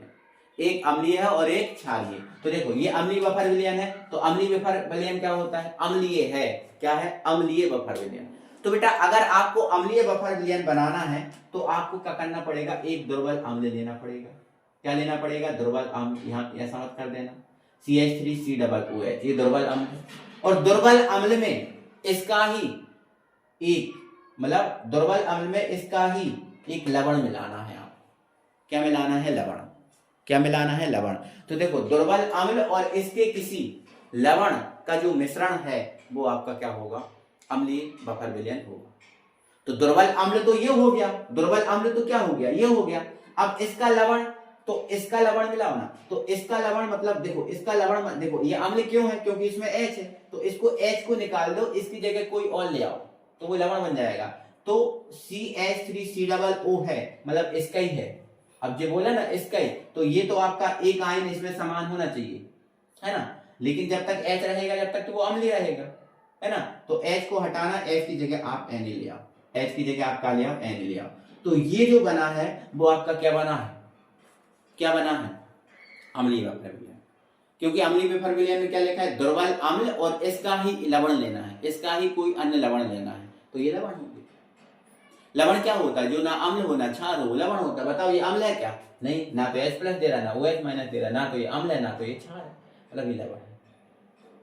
ओके साहब, ये भी समझ गए हम, कोई दिक्कत परेशानी नहीं है। ठीक है, चलो। अच्छा ऐसे करके आप और भी बना सकते हो, ऐसे करके आप और भी बना सकते हो, ठीक है ना? चलो अब यहां पर आता हूं, दुर्बल छाल। तो आपको क्या करना है भैया? दुर्बल छाल लेना है। क्या लेना है? दुर्बल छाल लेना है। ठीक है सर, ये दुर्बल छाल हो गया और इसका ही दुर्बल लवण लेना है। तो अगर हमें इसका दुर्बल लवण, ये क्षार क्यों है? क्योंकि इसमें OH माइनस है, OH है ना, इसलिए क्षार है ना। तो अब इसका अगर लवण बनाना है तो NH4 तो लेना, और NH4 में OH मत लेना, OH की जगह कुछ और ले लेना, Cl ले लेना। क्या ले लेना? Cl लेना। ऐसे ही आप इसका और बना सकते हो, जैसे मान के चलो HNO3 है, HNO3 दूसरा एग्जाम्पल है, HNO3 दुर्बल अम्ल है। अब दुर्बल अम्ल है तो इसका आपको मतलब लवण लेना है, तो H को हटा, तो H के कारण अम्ल है ना, H की जगह आप क्या ले लो? Na ले लो, है ना? तो NO3 हो जाएगा, या Na की जगह आप K भी ले सकते हो। मतलब H को हटाना, क्योंकि अम्ल तो H के कारण है ना, H को हटा के लवण लेना है, तो लवण वो होता है ना H, जो H प्लस दे ना OH माइनस दे, तो इसका ही लेना है। मतलब इसमें दोनों में एक आयन तो समान कम से कम होना चाहिए। तो H को रख नहीं सकते क्योंकि हमें लवण लेना है, H के कारण तो अम्ल हो जाएगा वो। तो फिर H को हटाओ, इसको कॉमन कर दो, ये कॉमन कर दिया, H की जगह K लिख दिया। ऐसे ही अपन इसमें और ले सकते हैं, जैसे AgOH है, AgOH है ना, तो ये दुर्बल है। तो अब आपको दुर्बल लवण लेना है, तो इसका आप AgCl ले सकते हो, इसका ही तो ले लिया, OH हटा दिया, क्षार को हटा दिया, OH के कारण क्षार है, इसको हटा दिया, अब नहीं ले लिया। तो देखो दुर्बल क्षार और उसका ही दुर्बल लवण, तो दुर्बल क्षार और उसका ही दुर्बल लवण, दुर्बल अम्ल और उसका लवण, दुर्बल अम्ल और उसका लवण। बस ये आपको शब्दावली ध्यान रखनी है, ठीक है ना? ये आपको शब्दावली थोड़े अच्छे तरीके से, मतलब अच्छे से याद रखना है इस बात को, ठीक है ना? तो ये दुर्बल अम्ल हो गए और दुर्बल अम्लीय बफर विलयन और क्षारीय बफर विलयन हो गए। और ये बफर विलयन होता क्या है आखिर, ये मुझे उम्मीद है कि आपको समझ में आ गई होगी विद एग्जाम्पल के। अब बफर विलयन का भैया, ठीक है, तो ये बफर विलयन हो गया। तो ये बफर विलयन आप समझ गए हो, मुझे उम्मीद है, ठीक है ना। चलो अब हम बढ़ेंगे आगे।